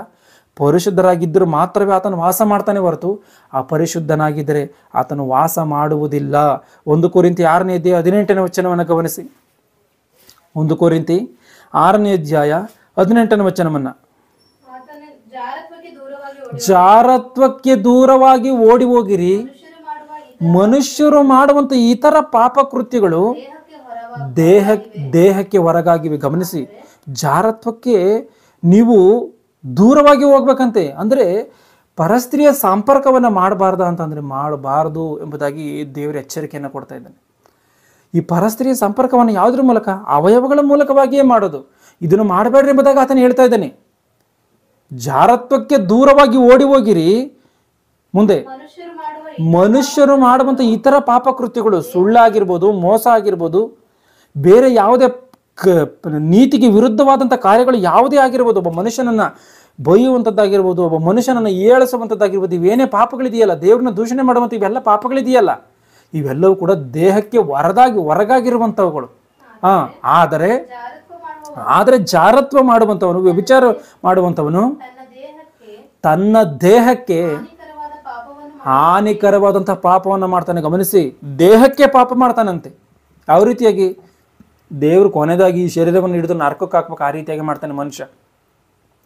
ಒಳ್ಳೆ ಕೆಲಸಕ್ಕೋಸ್ಕರ ಈ ಶರೀರವನ್ನು ನಡೆಸು ಎಂಬುದಾಗಿ ದೇವರು ಒಪ್ಪಿಗೆಯನ್ನು ಕೊಟ್ಟು ದೇವರು ನಿನಗೆ ಒಪ್ಪಿಸಿದ್ರೆ, ಈ ಶರೀರವನ್ನು ತೆಗೆದುಕೊಂಡು ನೀನು ಪಾಪದ ಕೃತ್ಯಗಳಿಗೆ ನೀನು ಬಳಸ್ತಾ ಇದೆಯಾ ಅಂದರೆ, ಪಾಪ ಕೃತ್ಯಗಳಿಗೆ ಒಪ್ಪಿಸ್ತಾ ಇದೆಯಾ ಅಂದರೆ, ಪಾಪದ ಕೆಲಸಗಳನ್ನ ಈ ಶರೀರದ ಮೂಲಕವಾಗಿ ಮಾಡುವಂಥ ರೀತಿಯಲ್ಲಿ ನಡೆಸ್ತಾ ಇದೆಯಾ ಅಂತ ಅಂದರೆ, ದೇವರು ಶಿಕ್ಷೆ ಕೊಡದೆ ಬಿಡ್ತಾನ? ಶಿಕ್ಷೆ ಕೊಟ್ಟೇ ಕೊಡ್ತಾನೆ. ಯಾಕೆಂದರೆ ಇದು ಆತನ ಆಲಯ, ಆತನ ಮನೆ. ಇದು ದೇವರು ಈ ಶರೀರವನ್ನು ಕೊಟ್ಟು ಪರೀಕ್ಷೆ ಮಾಡ್ತಾ ಇದ್ದಾನೆ. ಇದನ್ನು ಸ್ಪಷ್ಟವಾಗಿ ಅರ್ಥ ಮಾಡಿಕೊಳ್ಬೇಕು. ಶರೀರವನ್ನು ಏನಕ್ಕೆ ಕೊಟ್ಟಿದ್ದಾನೆ ಅಂತಂದರೆ ಪರೀಕ್ಷೆ ಮಾಡೋದಕ್ಕೋಸ್ಕರ. ಪರೀಕ್ಷೆ ಮಾಡಿ ಯಾವ ಮನುಷ್ಯನ ಈ ಶರೀರವನ್ನು ಜಯಿಸ್ತಾ ಇದ್ದಾನೆ, ಯಾವ ಮನುಷ್ಯನ ಶರೀರವನ್ನು ಜಯಿಸೋದಕ್ಕಾಗದಲ್ಲೇ ಬೀಳ್ತಾ ಇದ್ದಾನೆ, ದೇವರು ಇದನ್ನು ಪರೀಕ್ಷೆ ಮಾಡಿ ನೋಡ್ತಾ ಇದ್ದಾನೆ. ಇವತ್ತು ನಾವು ಏನು ಅಂದ್ಕೊಂಡ್ಬಿಟ್ಟಿದ್ದೀವಿ ಅಂದರೆ, ಧರ್ಮಶಾಸ್ತ್ರವನ್ನು ಯಾರೂ ಕೂಡ ಪಾಲಿಸೋದಕ್ಕೆ ಸಾಧ್ಯ ಇಲ್ಲ, ಯಾರು ಕೂಡ ದೇವರು ನೀತಿವಂತರಾಗಿರೋದಕ್ಕೆ ಸಾಧ್ಯ ಇಲ್ಲ ಅಂಥೇಳಿ ನಾವು ಅಂದ್ಕೊಳ್ತಾ ಇದ್ದೀವಿ. ಒಂದು ವೇಳೆ ನಾವು ದೇವರ ಮುಂದೆ ಈ ಮಾತನ್ನು ಹೇಳುವಂಥದ್ದಾದರೆ ದೇವ್ರು ಏನು ಹೇಳ್ತಾನೆ ಗೊತ್ತಾ? ಮತ್ತು ಯೇಸು ಕ್ರಿಸ್ತನು ನಿನ್ನಂಥ ಶರೀರವನ್ನು ಧರಿಸ್ಕೊಂಡು ಯಾವ ರೀತಿಯಾಗಿಯಪ್ಪ ಈ ಲೋಕವನ್ನು ಜಯಿಸ್ತ, ಯಾವ ರೀತಿಯಾಗಪ್ಪ ತನ್ನ ಪರಿಶುದ್ಧನಾಗಿ ಬದುಕ್ತಾ ಎಂಬುದಾಗಿ ಕೇಳ್ತಾನೆ. ಅಂದರೆ ಈ ಶರೀರದ ಮೂಲಕವಾಗಿ ಒಬ್ಬ ಮನುಷ್ಯನು ಪರಿಶುದ್ಧನಾಗಿ ಬದುಕುವುದಕ್ಕೆ ಸಾಧ್ಯವಿದೆಯಾ ಅಂತಂದರೆ ಸಾಧ್ಯವಿದೆ. ಆದರೆ ಸಾಧ್ಯ ಇದ್ರೂ ಕೂಡ ಮನುಷ್ಯನ ಆ ರೀತಿಯಾಗಿ ಬದುಕ್ತಾ ಇಲ್ಲ ಅಂತಂದ್ರೆ ಇದರಲ್ಲಿ ಮನುಷ್ಯನ ತಪ್ಪ? ಇಲ್ಲ, ಶರೀರದ ತಪ್ಪ. ಮನುಷ್ಯನ ತಪ್ಪೇ. ಅಂದರೆ ಮನುಷ್ಯನ ಎನ್ನುವಂಥವನು ನಮ್ಮ ಆತ್ಮವನ್ನು ಸರಿಯಾದಂಥ ರೀತಿಯಲ್ಲಿ ನಡೆಸಬೇಕು ಎನ್ನುವಂಥದ್ದನ್ನು ನಾವು ಸ್ಪಷ್ಟವಾಗಿ ಅರ್ಥ ಮಾಡಿಕೊಳ್ಬೇಕು. ನಮ್ಮ ಶರೀರವನ್ನು ದೇವ್ರೇನು ಮಾಡ್ತಿದ್ದಾನೆ ಅಂತಂದರೆ, ಏನೋ ಆತನ ಈ ಶರೀರವನ್ನು ಕೊಟ್ಟು ನಾವು ಈ ಭೂಮಿ ಮೇಲೆ ಒಳ್ಳೆ ರೀತಿಗೆ ಬದುಕ್ರಿ ಎಂಬುದಾಗಿ ಆತನ ಹೇಳಿ ಆ ರೀತಿಯಾಗಿ ಬದುಕಿದ್ರೆ ಆತನ ಏನು ಮಾಡ್ತಾನೆ? ಈ ಶರೀರವನ್ನು ಏನೋ ಬಲಿ ತೆಗೆದುಕೊಳ್ತಾನ? ಬಲಿ ತೆಗೆದುಕೊಳ್ಳಲ್ಲ. ಈ ಶರೀರವನ್ನು ಕೊಟ್ಟಿದ್ದಾನೆ, ಈ ಭೂಮಿಯಲ್ಲಿ ನನಗೋಸ್ಕರ ಬದುಕ್ರಿ ಎಂಬುದಾಗಿ ಹೇಳಿದ್ದಾನೆ. ಹೇಳಿರುವಂಥ ದೇವರೇ ಆ ರೀತಿಯಾಗಿ ಬದುಕಿದ್ರೆ ನಮ್ಮ ಶರೀರವನ್ನೇ ಆತನ ಮಹಿಮೆ ಶರೀರವನ್ನಾಗಿ ಬದಲಾಯಿಸಿ ಮತ್ತೆ ನಮಗೆ ತೋಡಿಸ್ತಾನೆ. ಅಂಥ ಒಳ್ಳೆಯ ದೇವರು, ಅಂಥ ಶ್ರೇಷ್ಠನಾದಂಥ ತಂದೆ ಆತನು. ಯಾಕಂದರೆ ಯೇಸು ಕ್ರಿಸ್ತನ ಆತನ ಪುನರುತ್ಥಾನನಾಗಿ ಆತನ ಎದ್ದೇಳ್ತಾನೆ. ಆತನು ಆತನು ಯಾವ ರೀತಿ ಅಂತ ಶರೀರದಲ್ಲಿದ್ದನೋ ಕೈಕಾಲಿಗೆಲ್ಲ ಮೊಳೆಯನ್ನು ಹೊಡೆದು ಆತನ ಶರೀರವನ್ನು ಸಮಾಧಿಯಲ್ಲಿ ಇಟ್ಟಂಥ ಸಮಯದಲ್ಲಿ ಮತ್ತೆ ಅದೇ ದೇಹದ ಮೂಲಕವಾಗಿ ಎದ್ದೇಳ್ತಾನೆ. ಆ ದೇಹವು ಯಾವ ರೀತಿಯಾಗಿ ಮಹಿಮೆಯ ಶರೀರವಾಗಿ, ಮಹಿಮೆಯ ದೇಹವಾಗಿ, ಅಂದರೆ ಈ ಒಂದು ದೇಹವನ್ನು ದೇವರ ಕೆಲಸಕ್ಕೋಸ್ಕರ ಬಳಸಿದ್ರೆ ಈ ಒಂದು ದೇಹವನ್ನೇ ಮಹಿಮೆಯ ಶರೀರವನ್ನಾಗಿ ಬದಲಾಯಿಸಿ ಮತ್ತೆ ನಮಗೆ ಕೊಡ್ತಾನ ಅಂತ ಅಂದರೆ ನಮಗೆ ಕೊಡ್ತಾನೆ ಎನ್ನುವಂಥದ್ದನ್ನು ನಾವು ಸ್ಪಷ್ಟವಾಗಿ ಅರ್ಥ ಮಾಡಿಕೊಳ್ಬೇಕು. ಇವತ್ತು ಇಂಥ ಒಂದು ಶರೀರವನ್ನು ಮಾಡಿ ನಾನಿರ್ಬೇಕಪ್ಪ ಇದರೊಳಗೆ ಎಂಬುದಾಗಿ ಹೇಳಿದ್ರೆ ಆ ದೇವರು ಎಲ್ಲಿದ್ದಾನೋ ಗೊತ್ತಾ? ಆ ದೇವ್ರನ್ನ ನಾವು ಎಲ್ಲಿ ಇಟ್ಟಿದ್ದೀವಿ ಗೊತ್ತಾ? ಪ್ರಕಟಣೆ ಗ್ರಂಥ 3ನೇ ಅಧ್ಯಾಯ 20ನೇ ವಚನವನ್ನ, ಈಗೋ ಬಾಗಿಲಲ್ಲಿ ನಿಂತುಕೊಂಡು ತಟ್ಟುತ್ತಾ ಇದ್ದೇನೆ. ಗಮನಿಸಿ, ಬಾಗಿಲಲ್ಲಿ ನಿಂತುಕೊಂಡು ತಟ್ಟುತ್ತಾ ಇದ್ದೇನೆ. ಆತನು ಗರ್ಭಗುಡಿಯನ್ನು ಮಾಡಿಕೊಂಡು ಆತನು ವಾಸ ಮಾಡಬೇಕು ಎಂಬುದಾಗಿ ಆತನು ಅಂದ್ಕೊಂಡ್ರೆ ಆತನ ಈ ನೆಲವನ್ನು ಸಿದ್ಧಪಡಿಸಿದ್ರೆ ಆತನ ಎಲ್ಲಿದ್ದಾನೆ? ಬಾಗಿಲ ಹೊರಗಡೆ ನಿಂತಿದ್ದಾನೆ, ಅಂದ್ರೆ ಮನೆಯ ಹೊರಗಡೆ ನಿಂತಿದ್ದಾನೆ, ಬಾಗಿಲ ಬಳಿಯಲ್ಲಿ ನಿಂತಿದ್ದಾನೆ. ಆತನು ಬಾಗಿಲು ನಿಂತ್ಕೊಂಡು ತಡ್ತಾ ಇದ್ದಾನೆ. ನಾನೇ ನಿನ್ನ ಶರೀರವನ್ನು ಮಾಡಿದ್ದೀನಿ ಕಣಪ್ಪ, ನಾನೇ ನಿನ್ನ ಭೂಮಿ ಮೇಲೆ ಹುಟ್ಟಿಸಿದ್ದೀನಿ, ನಾನೇ ನಿನ್ನ ಕಾಪಾಡಿ ನಡೆಸಿದ್ದೀನಿ, ನಾನು ಈ ಶರೀರದಲ್ಲಿ ಇರಬೇಕು, ಬಾಗಿಲನ್ನ ತೆರಿ ಎಂಬುದಾಗ ಆತನೇ ಬಾಗಿಲನ್ನ ಬಡಿತಾ ಇದ್ದಾನೆ. ಅಂದ್ರೆ ಬಾಗಿಲ ಬಳಿಗೆ ಗರ್ಭಗುಡಿಯಲ್ಲಿ ಮಧ್ಯದಲ್ಲಿ ಇರಬೇಕಾಗಿರುವಂಥ ಆ ದೇವರು ಹೋಗಿ ಬಾಗಿಲ ಬಳಿಯಲ್ಲಿ ಇದ್ದೇನೆ ಅಂತ ಅಂದರೆ ಆ ಬಾಗಿಲ ಬಳಿಗೆ ಹಾಕಿದ್ದು ಯಾರು? ಆ ಬಾಗಿಲ ಬಳಿಗೆ ಹಾಕಿರುವಂಥದ್ದು ದೇವರಲ್ವಾ? ಕ್ಷಮಿಸಿ, ನಾವಲ್ವಾ? ಆ ದೇವ್ರನ್ನ ಬಾಗಿಲ ಬಳಿಗೆ ಹಾಕಿರುವಂಥದ್ದು, ಈ ಶರೀರದಿಂದ ಆಚೆ ಹಾಕಿರುವಂಥದ್ದು ನಾವಲ್ವಾ? ನಾವೇ ಪಾಪಗಳನ್ನ ಮಾಡುವಂಥದ್ರ ಮೂಲಕವಾಗಿ ನಮಗೆ ಇಷ್ಟವಾಗಿರುವಂಥ ರೀತಿಯಲ್ಲಿ ಬದುಕುವಂಥದ್ರ ಮೂಲಕವಾಗಿ ನಮ್ಮ ದೇಹದ ಒಳಗಡೆ ಇರಬೇಕಾಗಿರುವಂಥ ದೇವ್ರನ್ನ ನಮ್ಮ ಮನಸ್ಸಿನಿಂದ ಆಚೆ ಹಾಕಿ ಬಾಗಿಲನ್ನು ತೊಟ್ಟುವಂಥ ರೀತಿಯಲ್ಲಿ ನಾವು ಮಾಡಿದ್ದೀವಿ. ಇದೇನಾದರೂ ನ್ಯಾಯವಾ? ಇವತ್ತು ನಾವು ಮಾತ್ರವಲ್ಲ, ಮನುಷ್ಯರೆಲ್ಲರೂ ಕೂಡ ಆ ರೀತಿಯಾಗಿ ಮಾಡಿದ್ದಾರೆ. ದೇವರಿಗೆ ಸ್ಥಳ ಕೊಡದಂಥವರ ವಿಷಯದಲ್ಲಿ ದೇವ್ರು ಏನು ತೀರ್ಮಾನ ಮಾಡ್ತಿದ್ದಾನೋ ಗೊತ್ತಾ? ದೇವ್ರು ಏನು ಮಾತಾಡ್ತಾ ಇದ್ದಾನೋ ಗೊತ್ತಾ? 1 ಕೊರಿಂಥಿ 3ನೇ ಅಧ್ಯಾಯ 16ನೇ ವಚನ 17ನೇ ವಚನವನ್ನು ಗಮನಿಸಿ.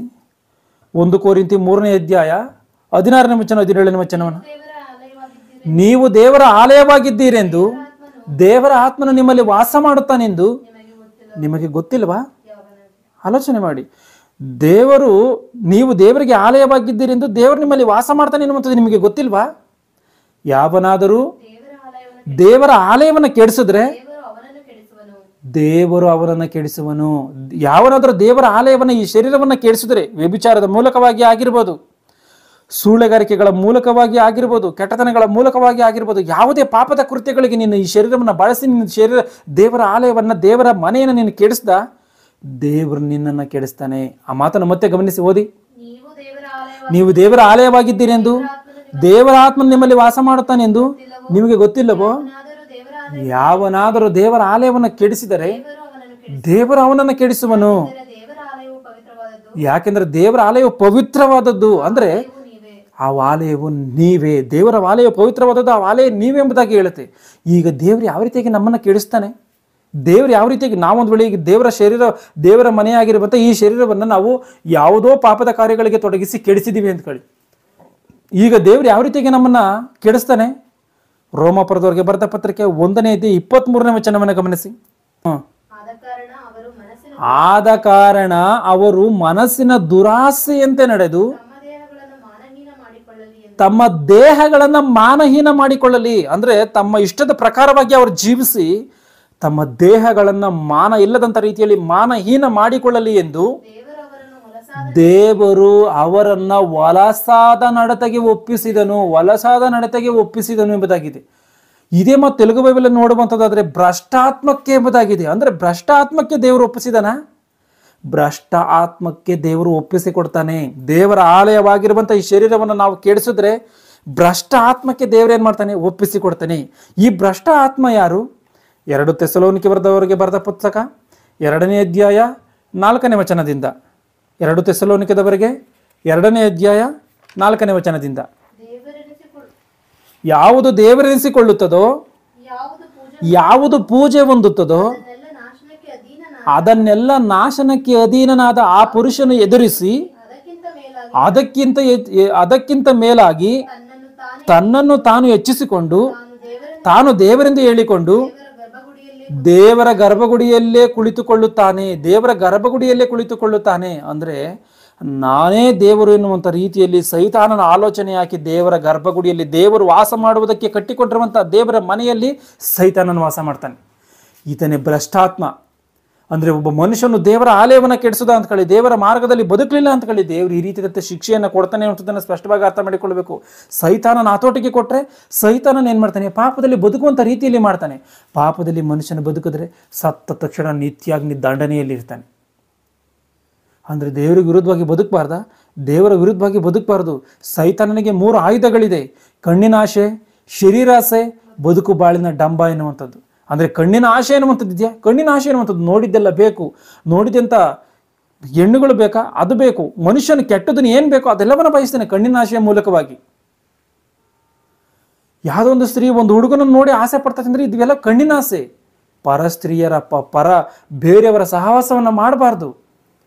ಕಣ್ಣಿನ ಆಸೆ, ಶರೀರ ಆಸೆ. ಅಂದರೆ ನಮ್ಮ ಶರೀರ ಆ ರೀತಿಗೆ ಕೋಟ್ಯಾಧಿಪತಿಗಳಂತೆ ನಾವು ಕೂಡ ಇದ್ರೆ ನಾವು ಕೂಡ ಸುಖವಾಗಿರ್ಬೋದಲ್ಲ ಎಂಬುದಾಗಿ ಮನುಷ್ಯನ ಆಲೋಚನೆ ಮಾಡ್ತಾನೆ. ನಮಗೂ ಆ ರೀತಿಗೆ ಕಾರು ಬಂಗ್ಲೆ ಬೇಕು ಅಂತಂದರೆ ಹಣ ಇಲ್ಲ. ಹಣ ಇಲ್ಲದಿರೋದಕ್ಕೆ ಏನು ಮಾಡಬೇಕು? ತಪ್ಪು ದಾರಿಯಲ್ಲಿ ಹಣವನ್ನು ಸಂಪಾದನೆ ಮಾಡಬೇಕು. ಅಂದರೆ ಸೈತಾನನ ಆಯುಧಗಳು ಇವೆಲ್ಲವೂ ಕೂಡ ಬದುಕೋ ಬಾಳಿನ ಡಂಬ ಎನ್ನುವಂಥದ್ದು. ಅಂದರೆ ಸೈತಾನನು ಒಬ್ಬ ಮನುಷ್ಯನ ನೀತಿ ಮಾರ್ಗದಲ್ಲಿ ನಡ್ಕೊಂತಾನೆ ಅಂತೇಳಿ, ಆ ನಡ್ಕೊಳ್ಳುವಂಥ ಮನುಷ್ಯನನ್ನು ಸೈತಾನನ ಏನು ಮಾಡ್ತಾನೆ ಅಂದರೆ ದೇವರ ದಾರಿ ಮಾರ್ಗಗಳಿಂದ ತಪ್ಪಿಸುವುದಕ್ಕೋಸ್ಕರ ಆತನು ಹಣ ಎನ್ನುವಂಥ ಒಂದು ಅಸ್ತ್ರವನ್ನು ಹೂಡ್ತಾನೆ. ಅವನ ಹಣಕ್ಕೆ ಬೀಳಲಿಲ್ವಾ? ಅಧಿಕಾರ ಎನ್ನುವಂಥ ಅಸ್ತ್ರವನ್ನು ಹೂಡ್ತಾನೆ. ಅವನ ಅಧಿಕಾರ ಆ ಒಂದು ಅಸ್ತ್ರಕ್ಕೆ ಬೀಳಲಿಲ್ವಾ? ಕೊನೆಯದಾಗಿ ಹೆಣ್ಣು ಅನ್ನುವಂಥ ಅಸ್ತ್ರವನ್ನು ಬೀರ್ತಾನೆ. ಇದು ಯಾವುದರ ಮೂಲಕವಾಗಿ ನಾವು ಅರ್ಥ ಮಾಡಿಕೊಳ್ಬೋದು ಅಂದರೆ, ರೋಮಪುರದವರಿಗೆ ಬರೆದ ಪುಸ್ತಕ 15ನೇ ಅಧ್ಯಾಯ 4ನೇ ವಚನದಲ್ಲಿ ಬರೆಯಲ್ಪಟ್ಟಂಥ ರೀತಿಯಲ್ಲಿ ಪೂರ್ವದಲ್ಲಿ ಬರೆದದೆಲ್ಲ ನಮ್ಮನ್ನು ಉಪದೇಶಿಸುವುದಕ್ಕಾಗಿ ಎಂಬುದಾಗಿ ಐತೆ. ಆ ರೀತಿಯಾಗಿ ಸೊಲೊಮೋನನ ವಿಷಯದಲ್ಲಿ ಒಂದ್ಸರಿ ನೋಡುವಂಥದ್ದಾದರೆ, ಸೊಲೊಮೋನನಿಗಿಂತ ಆ ರೀತಿಯಾಗಿರುವಂಥ ಐಶ್ವರ್ಯವಂತನು ಪ್ರಪಂಚದಲ್ಲಿ ಯಾವ ಮನುಷ್ಯನೂ ಕೂಡ ಇಲ್ಲ. ಅಂಥ ಐಶ್ವರ್ಯವಂತನು ಯಾರು? ಸೊಲೊಮೋನನು. ಈಗಿನ ಎಲಾನ್ ಮಸ್ಕ್ ಕೂಡ ಸೊಲೊಮೋನನಷ್ಟು ಶ್ರೀಮಂತನಲ್ಲ. ಚರಿತ್ರೆಯಲ್ಲಿರುವಂಥ ಸೊಲೊಮೋನನಷ್ಟು ಶ್ರೀಮಂತನು ಈಗಿನ ಎಲಾನ್ ಮಸ್ಕ್ ಕೂಡ ಅಲ್ಲ. ಇದನ್ನು ಸ್ಪಷ್ಟವಾಗಿ ಅರ್ಥ ಮಾಡಿಕೊಳ್ಬೇಕು. ಅಂಥ ಶ್ರೀಮಂತಿಕೆ ಸೊಲೊಮೋನ್. ಅಂಥ ಶ್ರೀಮಂತಿಕೆ ಎಲ್ಲಿದ್ರೆ, ಅಂಥ ಶ್ರೀಮಂತಿಕೆ ಇದ್ದಾಗ ದೇವರ ದಾರಿ ಮಾರ್ಗಗಳನ್ನು ಬಿಟ್ಟಿಲ್ಲ. ಆತನ ರಾಜನಾಗಿದ್ದ ಆ ಒಂದು ಸಮಯದಲ್ಲಿ ಬಿಟ್ಟಿಲ್ಲ. ಆದರೆ ಕೊನೆಯದಾಗಿ ಸೈತಾನ ಏನು ಮಾಡಿದ್ದಾನೆ? ಹೆಣ್ಣು ಎನ್ನುವಂಥ ಅಸ್ತ್ರವನ್ನು ಹೂಡಿದ್ದಾನೆ. ಅಲ್ಲಿ ಏನು ಮಾಡಿದ್ದಾನೆ? ಬಿದ್ದೋಗಿದ್ದಾನೆ ಸೊಲೊಮೋನನು. ಆ ರೀತಿಯಾಗಿ ಸೈತಾನನ ಏನು ಮಾಡ್ತಾನೆ? ಆತನ ಆಯುಧಗಳನ್ನು ಹೂಡಿ ಮನುಷ್ಯನ ಭಕ್ತಿ ಮಾರ್ಗವನ್ನು ಕೆಡಿಸ್ತಾನೆ. ಅದನ್ನು ನಾವು ಸ್ಪಷ್ಟವಾಗಿ ಅರ್ಥ ಮಾಡಿಕೊಳ್ಬೇಕು. ಇವತ್ತು ಲೋಕದ ಜನರು ಒಂದು ವೇಳೆ ಆ ರೀತಿಯಾಗಿ ಬದುಕ್ತಾರೆ ಅಂತ ಅಂದರೆ, ಲೋಕಕ್ಕೆ ಅನುಸಾರವಾದಂಥ ರೀತಿಯಲ್ಲಿ ಬದುಕಿ ಶರೀರದ ಆಸೆಗಳಿಗೋಸ್ಕರ ಬದುಕ್ತಾರೆ ಅಂದರೆ ಒಂದು ಅರ್ಥ ಇದೆ. ಸತ್ಯ ಗೊತ್ತಿಲ್ಲ, ಅವ್ರು ದೇವರನ್ನ ಅರ್ಥ ಮಾಡ್ಕೊಂಡಿಲ್ಲ ಅಂದ್ಕೋಬೋದು. ಆದರೆ ಎಲ್ಲವನ್ನ ತಿಳಿದಿರುವಂಥ ಕ್ರೈಸ್ತರಾಗಿರುವಂಥವರು, ಅದರಲ್ಲೂ ಕೂಡ ದೇವರ ವಾಕ್ಯಗಳನ್ನು ಹಿಡಿದು ಬೋಧನೆ ಮಾಡುವಂಥವರು ಕೂಡ ಈ ರೀತಿಯಾಗಿ ಬದಲಾಗಿ ಶರೀರದ ಆಸೆಗಳ ವಿಷಯದಲ್ಲಿ ಅವರು ಬೋಧನೆ ಮಾಡ್ತಾರೆ ಅಂತಂದರೆ, ಶರೀರಕ್ಕೆ ಬರುವಂಥ ಅನುಕೂಲಗಳ ವಿಷಯದಲ್ಲಿ ಶರೀರದ ಒಂದು ಸುಖಕ್ಕೋಸ್ಕರವೇ ಇವರು ಬೋಧನೆ ಮಾಡ್ತಾರೆ ಅಂತ ಅಂದರೆ, ಇವ್ರಿಗೆ ಏನು ಹಿಡಿದಿದೆ ಒಂದ್ಸರಿ ಆಲೋಚನೆ ಮಾಡಿ. ಏನು ಹಿಡಿದಿರ್ಬೋದು ಇವರಿಗೆ? 1 ಕೊರಿಂಥ 15ನೇ ಅಧ್ಯಾಯ 19ನೇ ವಚನದಲ್ಲಿ ನೋಡುವಾಗ, ಈ ಲೋಕದ ಮಟ್ಟಿಗೆ ನೀನು ಕ್ರಿಸ್ತನಲ್ಲಿ ನಿರೀಕ್ಷೆ ಇಟ್ಟುಕೊಂಡದ್ದೇ ಹೊರತು ಮತ್ತೇನು ಇಲ್ಲದಿದ್ದರೆ ನೀನು ಎಲ್ಲ ಮನುಷ್ಯರಲ್ಲೂ ನಿರ್ಭಾಗ್ಯನೇ ಸರಿ ಎಂಬುದಾಗಿ ಹೇಳುತ್ತೆ. ಈ ಲೋಕದಲ್ಲಿ ಏನೋ ಬರುತ್ತೆ, ಏನೋ ಹೋಗುತ್ತೆ, ಏನೋ ಸಾಧಿಸ್ತೀವಿ, ಏನೋ ಐಶ್ವರ್ಯ ಬರುತ್ತೆ, ಹಣ ಅಂತಸ್ತು ಬರ್ತತೆ ಅಂತೇಳಿ ನೀನು ಯೇಸು ಕ್ರಿಸ್ತನ ನಂಬ್ಕೊಳ್ಳುವಂಥದ್ದಾದರೆ ನೀನು ಮೂರ್ಖನು ಎಂಬುದಾಗಿ ಹೇಳ್ತತೆ ಬೈಬಲ್. ಯಾಕೆಂತಂದರೆ ಯೇಸು ಕ್ರಿಸ್ತನ ಅಂತ ಚಿಕ್ಕವನಲ್ಲ. ಈ ಭೂಮಿ ಮೇಲೆ ಏನೋ ಸ್ವಲ್ಪ ಕಾಲ ಸುಖವನ್ನು ಕೊಡುವಂಥ ಭೌತಿಕವಾದಂಥವುಗಳನ್ನು ಮಾತ್ರ ಕೊಡುವಂಥವನಲ್ಲ ಯೇಸು ಕ್ರಿಸ್ತನು. ಯುಗಾಂತರಕ್ಕೂ ಕೂಡ ನಿತ್ಯ ಜೀವವನ್ನು ಕೊಡುವಂಥ ಶ್ರೇಷ್ಠನು ಯೇಸು ಕ್ರಿಸ್ತನು. ಈ ಭೂಮಿಯಲ್ಲಿ ಇರುವಂಥವುಗಳಿಗೋಸ್ಕರ ಮನುಷ್ಯನ ನಂಬ್ಕೋಬಾರದು. ಮನುಷ್ಯನ ಯೇಸು ಕ್ರಿಸ್ತನ ನಂಬ್ಕೋಬಾರದು. ಈ ಭೂಮಿಯಲ್ಲಿ ಏನೋ ಸಿಗುತ್ತೆ ಅಂತೇಳಿ ಮಾತ್ರ ನಂಬ್ಕೋಬಾರದು. ಕ್ರೈಸ್ತರು ಹೇಗಿರಬೇಕೋ ದೇವರೇ ಬರೆಸ್ತಾ ಇದ್ದಾನೆ. ಫಿಲಿಪಿಯವರಿಗೆ ಬರೆದ ಪುಸ್ತಕ 2ನೇ ಅಧ್ಯಾಯ 16ನೇ ವಚನವನ್ನು ಗಮನಿಸಿ. ಫಿಲಿಪಿಯವರಿಗೆ 2ನೇ ಅಧ್ಯಾಯ 16ನೇ ವಚನವನ್ನು, ಇವರೊಳಗೆ ನೀವು ಸರ್ವರಿಗೂ ಜೀವದಾಯಕ ವಾಕ್ಯವನ್ನ ತೋರಿಸಿಕೊಡುವಂಥವರಾಗಿದ್ದು, ಗಮನಿಸಿ, ಸರ್ವರಿಗೂ ಜೀವದಾಯಕ ವಾಕ್ಯವನ್ನು ತೋರಿಸಿಕೊಡುವಂಥವರು. ಇವತ್ತು ಎಲ್ಲರಿಗೂ ಕೂಡ ಜೀವ ವಾಕ್ಯವನ್ನು, ದೇವರ ಮಾತುಗಳನ್ನು ತೋರಿಸಿಕೊಡುವಂಥ ರೀತಿಯಲ್ಲಿ, ದೇವರ ಮಾತುಗಳನ್ನು ಹೇಳುವಂಥ ರೀತಿಯಲ್ಲಿ ಮನುಷ್ಯನಿರಬೇಕು. ದೇವರ ಮಾತುಗಳನ್ನು, ಜೀವವುಳ್ಳ ವಾಕ್ಯಗಳನ್ನು ಹೇಳದೆ ಈ ಭೂಮಿಯಲ್ಲಿ ನಂಬ್ಕೊಳ್ರಿ ನಿಮ್ಗೆ ಅದು ಬರುತ್ತೆ, ಏನನ್ನು ಇದನ್ನು ನೀವು ಯೇಸು ಕ್ರಿಸ್ತ ನಂಬ್ಕೊಳ್ರಿ ಇದು ಬರುತ್ತೆ ಅಂತ ಹೇಳಿ ಭೌತಿಕವಾದಂಥ ಕಾರ್ಯಗಳನ್ನು ಹೇಳಿ ನೀನು ನಿತ್ಯಾಗಿ ದಂಡನೆ ನಡೆಸ್ತೀಯ ಅಂತ ಅಂದಮೇಲೆ ನೀನು ಬೈಬಲ್ನ ಹಿಡಿದು ಭಯಂಕರವಾದಂಥ ದಂಡನೆ. ಜೀವದಾಯಕ ವಾಕ್ಯವನ್ನು ತೋರಿಸಿಕೊಡುವಂತವರಾಗಿದ್ದು ಲೋಕದೊಳಗೆ ಹೊಳೆಯುವ ಜ್ಯೋತಿರ್ಮಂಡಲಗಳಂತೆ ಕಾಣಿಸುವಂತವರಾಗಿದ್ದೀರಲ್ಲ ಅಂತ. ನಾವು ಸೂರ್ಯನನ್ನು ನೋಡಿದ್ರೆ ದಗದಗನೆ ಉರಿತಾನೆ, ಎಷ್ಟು ಅಂತ ನಕ್ಷತ್ರವು ಪ್ರಕಾಶಮಾನವಾದಂಥ ಬೆಳಕನ್ನು ಕೊಡ್ತದೆ ಎಂಬುದಾಗಿ ನಾವು ಆಲೋಚನೆ ಮಾಡ್ತಿರ್ತೀವಿ. ನಕ್ಷತ್ರಗಳಿದೆ, ಪ್ರಕಾಶಮಾನವಾದಂಥ ಬೆಳಕನ್ನು ಕೊಡ್ತದೆ ಎಂಬುದಾಗಿ ನೋಡ್ತಾ ಇರ್ತೀವಿ. ಆ ರೀತಿಯಾಗಿ ಅವುಗಳಿಗಿಂತ ಶ್ರೇಷ್ಠನಾಗಿರುವಂಥ ಈ ಮನುಷ್ಯನು ಇವೆಲ್ಲವುಗಳಿಗಿಂತ ಶ್ರೇಷ್ಠವಾಗಿರುವಂಥ ಆ ದೇವರ ಮಾತುಗಳನ್ನು ತೋರಿಸುವಂಥದ್ರಲ್ಲಿ ಜ್ಯೋತಿರ್ಮಂಡಲಗಳಂತೆ, ಹೊಳೆಯುವಂಥ ಜ್ಯೋತಿರ್ಮಂಡಲಗಳಂತೆ ಇರಬೇಕು ಈ ಭೂಮಿ ಮೇಲೆ. ಯಾವಾಗಲೂ ಶರೀರದ ವಿಷಯಗಳಲ್ಲಿ ಬೋಧನೆ ಮಾಡ್ಕೊಂಡು ಶರೀರದ ಕಾರ್ಯಗಳಿಗೋಸ್ಕರ ಈ ಭೂಮಿ ಮೇಲೆ ಬದುಕುವಂಥವನು ಭಯಂಕರವಾದಂಥ ಹುಚ್ಚನು ಎನ್ನುವಂಥದ್ದನ್ನು ನಾವು ಸ್ಪಷ್ಟವಾಗಿ ಅರ್ಥ ಮಾಡಿಕೊಳ್ಬೇಕು. ಈ ದೇಹವನ್ನು ದೇವರಿಗೆ ಅರ್ಪಿಸಿದರೆ ಎಂಥ ಒಂದು ಪ್ರತಿಫಲವನ್ನು ಕೊಡ್ತಾನೋ ಆತನೇ ಹೇಳ್ತಾ ಇದ್ದಾನೆ. ಈ ಶರೀರವನ್ನು ನಾನು ಕೊಟ್ಟಿದ್ದೀನಿ, ನೀನು ಇದನ್ನು ನನ್ನ ಕೆಲಸಕ್ಕೋಸ್ಕರ ಬಳಸಿದ್ರೆ ನಾನು ನಿನಗೇನು ಕೊಡ್ತೀನಿ ಗೊತ್ತಾ ಎಂಬುದಾಗಿ ಆತನು ಹೇಳ್ತಾ ಇದ್ದಾರೆ. 2 ಕೊರಿಂಥಿ 5ನೇ ಅಧ್ಯಾಯ 1ನೇ ವಚನವನ್ನು ಗಮನಿಸಿ. 2 ಕೊರಿಂಥದವರಿಗೆ ಬರೆದ ಪುಸ್ತಕ 5ನೇ ಅಧ್ಯಾಯ 1ನೇ ವಚನವನ್ನು. ಭೂಮಿಯ ಮೇಲಿರುವಂಥ ನಮ್ಮ ಮನೆಯು, ಈ ಮನೆಯಲ್ಲ, ಈ ಬಿಲ್ಡಿಂಗ್ ಅಲ್ಲ, ಈ ಕಲ್ಲು ಮಣ್ಣು ಮರಗಳಿಂದ ಸಿಮೆಂಟಿಂದ ಕಟ್ಟಿರುವಂಥ ಈ ಮನೆಗಳನ್ನಲ್ಲ, ಭೂಮಿ ಮೇಲಿರುವಂಥ ನಮ್ಮ ಈ ಶರೀರ ಎನ್ನುವಂಥ ಮನೆಯು ಅಂದರೆ ನಮ್ಮ ದೇಹವು. ಗಮನಿಸಿ ಇಲ್ಲಿ ಏನಿದೆಯೋ ಅಂತ. ಇವತ್ತು ದೇವ್ರ ಮನೆಯನ್ನು ಕಟ್ಟಿ ಯೆಹೋವನ ಮನೆ ಕಟ್ಟದರೆ ಕಷ್ಟವರು ಕಷ್ಟಪಡೋದು ವ್ಯರ್ಥ ಅಂತ ಹೇಳಿ ಅಂತಿದ್ದಂಗೆ ಇವರು ಈ ಭೌತಿಕವಾದಂಥ ಮನೆ ಅಂತ ಹೇಳಿ ಇವ್ರು ಅಂದ್ಕೊಂಡಿದ್ದಾರೆ ಅಂತ ಅಂದರೆ ಅದು ಸುಳ್ಳು ಅಂತ ಈ ಮಾತು ಪ್ರೂವ್ ಮಾಡುತ್ತೆ. ಮತ್ತೆ ಮೊದಲಿಂದ 2 ಕೊರಿಂಥಿ 5ನೇ ಅಧ್ಯಾಯ 1ನೇ ವಚನದಲ್ಲಿ ಭೂಮಿ ಮೇಲೆ ಇರುವ ನಮ್ಮ ಮನೆಯು ಅಂದರೆ ನಮ್ಮ ದೇಹ, ಅಂದರೆ ಈ ಭೂಮಿಯಲ್ಲಿರುವಂಥ ನಮ್ಮ ಮನೆ ಅಂತಂದ್ರೆ ಇದು ನಮ್ಮ ದೇಹದ ವಿಷಯದಲ್ಲಿ ಮಾತಾಡ್ತಾ ಇರುವಂಥದ್ದು, ಈ ಮನೆಯ ವಿಷಯದಲ್ಲ. ಅಂದರೆ ನಮ್ಮ ದೇಹವು, ನಮ್ಮ ದೇಹ ಎನ್ನುವಂಥ ಗುಡಾರವು ಕಿತ್ತು ಹಾಕಲ್ಪಟ್ಟರು. ನೀನು ಈ ಶರೀರವನ್ನ ದೇವರ ಕೆಲಸಕ್ಕೋಸ್ಕರ ಬಳಸಿ ಶರೀರವು ಶಿಥಿಲವಾಗಿ ಹೋದರು, ನಾಶವಾಗಿ ಹೋದರು, ಲಯವಾಗಿ ಹೋದರು. ದೇವರಿಂದುಂಟಾದಂಥ ಕಟ್ಟಡವು ಒಂದು ಕಟ್ಟಡವು ಪರಲೋಕದಲ್ಲಿ ನಮಗುಂಟೆಂದು ಬಲ್ಲೆವು. ಗಮನಿಸಿ, ಯೇಸು ಕ್ರಿಸ್ತನ ರೀತಿಯಲ್ಲಿ ಈ ಶರೀರವನ್ನು ಜಜ್ಜಲ್ಪಟ್ಟರು. ಯೇಸು ಕ್ರಿಸ್ತನ ರೀತಿಯಲ್ಲಿ ಈ ಶರೀರವನ್ನು ನಾವು ದೇವರ ಕೆಲಸಕ್ಕೋಸ್ಕರವೇ ನಾವು ಬಳಸಿ ಲಯವಾಗುವಂಥ ರೀತಿಯಲ್ಲಿ ಮಾಡಿದ್ರೂ ಕೂಡ ಆತನ ಶರೀರ ಕೊನೆಯಾಗೋಯ್ತಾ? ಯೇಸು ಕ್ರಿಸ್ತನಿಗೆ ಅಂಥ ಭಯಂಕರವಾದಂಥ ಹಿಂಸೆಯನ್ನು ಕೊಟ್ಟು ಮುಳ್ಳಿನ ಕಿರೀಟವನ್ನು ಇಟ್ಟು ಶಿಲ್ಬೆ ಮೇಲೆ ಮಳೆಗಳನ್ನು ಹೊಡೆದು ಅಂಥ ಏಟುಗಳನ್ನು, ಕೊರಡೆ ಏಟುಗಳನ್ನು ಎಲ್ಲವನ್ನು ಮಾಡಿ ಯೇಸು ಕ್ರಿಸ್ತನ ದೇಹವನ್ನು ಛಿದ್ರವಾಗಿ ಮಾಡಿದ್ರೂ ಕೂಡ ಆತನ ಶರೀರ ಆ ರೀತಿಗೆ ಲಯವಾಗಿ ಹೋಯ್ತಾ? ಆತನ ದೇಹ ಲಯವಾಗಿ ಹೋಗಲಿಲ್ಲ, ಮಹಿಮೆ ಶರೀರವಾಗಿ ಎದ್ದು ಬಂತು. ಆ ರೀತಿಯಾಗಿ ನಾವು ಕೂಡ ಈ ಶರೀರವನ್ನು ದೇವರ ಕೆಲಸಕ್ಕೋಸ್ಕರವೇ ಬಳಸಿದ್ರೆ ಮಹಿಮೆಯ ಶರೀರದೊಂದಿಗೆ ಎದ್ದು ಬರ್ತೀವಿ ಎನ್ನುವಂಥದ್ದು ಈ ಮಾತಿನ ಅರ್ಥ. ಈ ಒಂದು ದೇಹವನ್ನು ದೇವರ ಕೆಲಸದಲ್ಲಿ ನಶಿಸಿ ನಾಶವಾಗುವಂಥ ಮಾಡಿದ್ರೂ ಕೂಡ ಯೇಸು ಕ್ರಿಸ್ತನ ರೀತಿಯಲ್ಲಿ ನಾವು ಎದ್ದು ಬರ್ತೀವಿ. ಈ ಭೂಮಿಯಲ್ಲಿ ನಾವು ಬದುಕೋದಕ್ಕೋಸ್ಕರ ಒಂದು ಸೂಟುಗಳಿದೆ. ಮನುಷ್ಯನ ಮತ್ತೆ ಏನು ಮಾಡ್ತಾನೆ, ನಾನು ಎಲ್ಲ ಮನುಷ್ಯರ ಎದುರಿನಲ್ಲಿ ನೀಟಾಗಿ ಕಾಣಬೇಕು, ಶ್ರೇಷ್ಠವಾಗಿ ಕಾಣಬೇಕು ಅಂತ ಹೇಳಿ ಸಾವಿರಾರು ರೂಪಾಯಿ ಹಣವನ್ನು ಖರ್ಚು ಮಾಡಿ ಸೂಟನ್ನು ಧರಿಸ್ಕೊಳ್ತಾನೆ. ಅದೇ ರೀತಿಯಾಗಿ ನಾವು ಚಂದ್ರನ ಮೇಲೆ ಹೋಗ್ಬೇಕು ಅಂತಂದರೆ ಒಂದು ಸ್ಪೇಸ್ ಸೂಟ್ ಇದೆ, ಅದು ಬೇಕು. ಈ ಭೂಮಿ ಮೇಲೆ ಸೂಟನ್ನು ಬಳಸಿಕೊಂಡು ಆತನ ಏನು ಮಾಡ್ತಾನೆ, ಈ ಭೂಮಿ ಮೇಲೆ ಬದುಕ್ತಾನೆ. ಚಂದ್ರನ ಮೇಲೆ ನೋಡುವಂಥ ಸಮಯದಲ್ಲಿ ಒಂದು ರೀತಿಯ ಸೂಟ್ ಬೇಕೇ ಬೇಕು, ಇಲ್ಲಾಂದ್ರೆ ಅಲ್ಲಿ ಹೋಗೋದಕ್ಕೆ ಸಾಧ್ಯವಿಲ್ಲ. ಭೂಮಿ ಮೇಲೆ ಈ ರೀತಿಯಾಗಿದೆ, ಚಂದ್ರನ ಮೇಲೆ ಈ ರೀತಿಯಾಗಿದೆ ಅಂತಂದರೆ ಆ ಪರಲೋಕಕ್ಕೆ ಹೋಗೋದಕ್ಕೋಸ್ಕರ ಒಂದು ಸೂಟ್ ಬೇಡವಾ? ಸೂಟ್ ಎನ್ನುವಂಥದ್ದು ಖಂಡಿತವಾಗ್ಲೂ ಇದ್ದೇ ಇದೆ. ಅದೇ ಮಹಿಮೆಯ ಶರೀರ ಎನ್ನುವಂಥದ್ದು.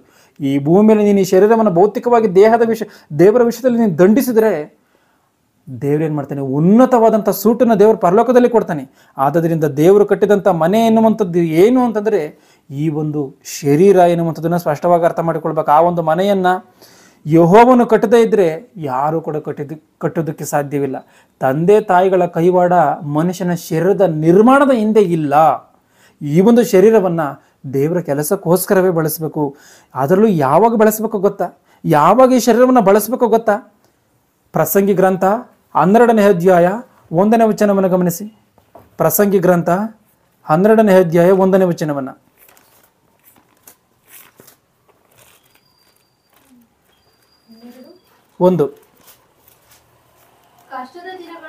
ಗಮನಿಸಿ, ಇಲ್ಲಿ ಏನಿದೆಯೋ, ಕಷ್ಟದ ದಿನಗಳು ಸಂತೋಷವಿಲ್ಲವೆಂದು ನೀನು ಹೇಳುವ ವರ್ಷಗಳು ಸಮೀಪಿಸುವುದರೊಳಗಾಗಿ. ಗಮನಿಸಿ ಏನಿದೆಯೋ ಅಂತನ, ಕಷ್ಟದ ದಿನಗಳು ಸಂತೋಷವಿಲ್ಲವೆಂದು ನೀನು ಹೇಳುವ ವರ್ಷಗಳು. ಒಬ್ಬ ಮನುಷ್ಯನಿಗೆ ಕಷ್ಟದ ದಿನಗಳಾಗಿರ್ಬೋದು, ಸಂತೋಷ ಇಲ್ಲ ಅಂತೇಳಿ ಹೇಳುವಂಥ ದಿನಗಳು ಯಾವಾಗ ಪ್ರಾಪ್ತವಾಗುತ್ತೆ ಅಂತ ಅಂದರೆ ಮುಪ್ಪಿನಲ್ಲಿನೇ. ಯಾಕೆ ಅಂತಂದರೆ ಎಂಥ ಒಂದು ಶ್ರೀಮಂತಿಕೆಯಲ್ಲಿರುವಂಥ ಮನುಷ್ಯನು ಒಂದು ವೇಳೆ ಬಡವರನ್ನು ಬಿಟ್ಬಿಡಿ, ಬಡವರಲ್ಲಿರುವಂಥ ಸಮಯದಲ್ಲಿ ನೋಡುವಾಗ ಅವ್ರು ಯೌವನಾವಸ್ಥೆಯಲ್ಲಿದ್ದರೂ ಕೂಡ ಅವ್ರ ಕಷ್ಟದಲ್ಲಿ ಹಣಕಾಸಿನ ಸಮಸ್ಯೆ ಮೂಲಕವಾಗಿ ಇಲ್ಲ ರೋಗದಲ್ಲಿ ಇದ್ದರೆ ಆ ರೋಗಿಗಳು ಏನು ಮಾಡ್ತಾರೆ, ನಾನು ಇಂಥ ವಯಸ್ಸಿನಲ್ಲಿದ್ದರೂ ಕೂಡ ಬಾಧೆ ಪಡ್ತಾ ಇದ್ದೀನಿ ಎಂಬುದಾಗಿ ಅವ್ರು ಹೇಳ್ಬೋದು. ಆದರೆ ಎಂಥ ಸುಖದ ಸುಪ್ಪತ್ತಿಗೆಯಲ್ಲಿರುವಂಥ ಒಬ್ಬ ಮನುಷ್ಯನಾದರೂ ಕೂಡ ಅವನು ಮುಪ್ಪು ಬಂದಂಥ ಸಮಯದಲ್ಲಿ ಬಾಧೆ ಪಟ್ಟೇ ಪಡ್ತಾನೆ. ಕಷ್ಟದ ದಿನಗಳು ಎಂಬುದಾಗಿ ಇರ್ತದೆ ಅವನಿಗೆ.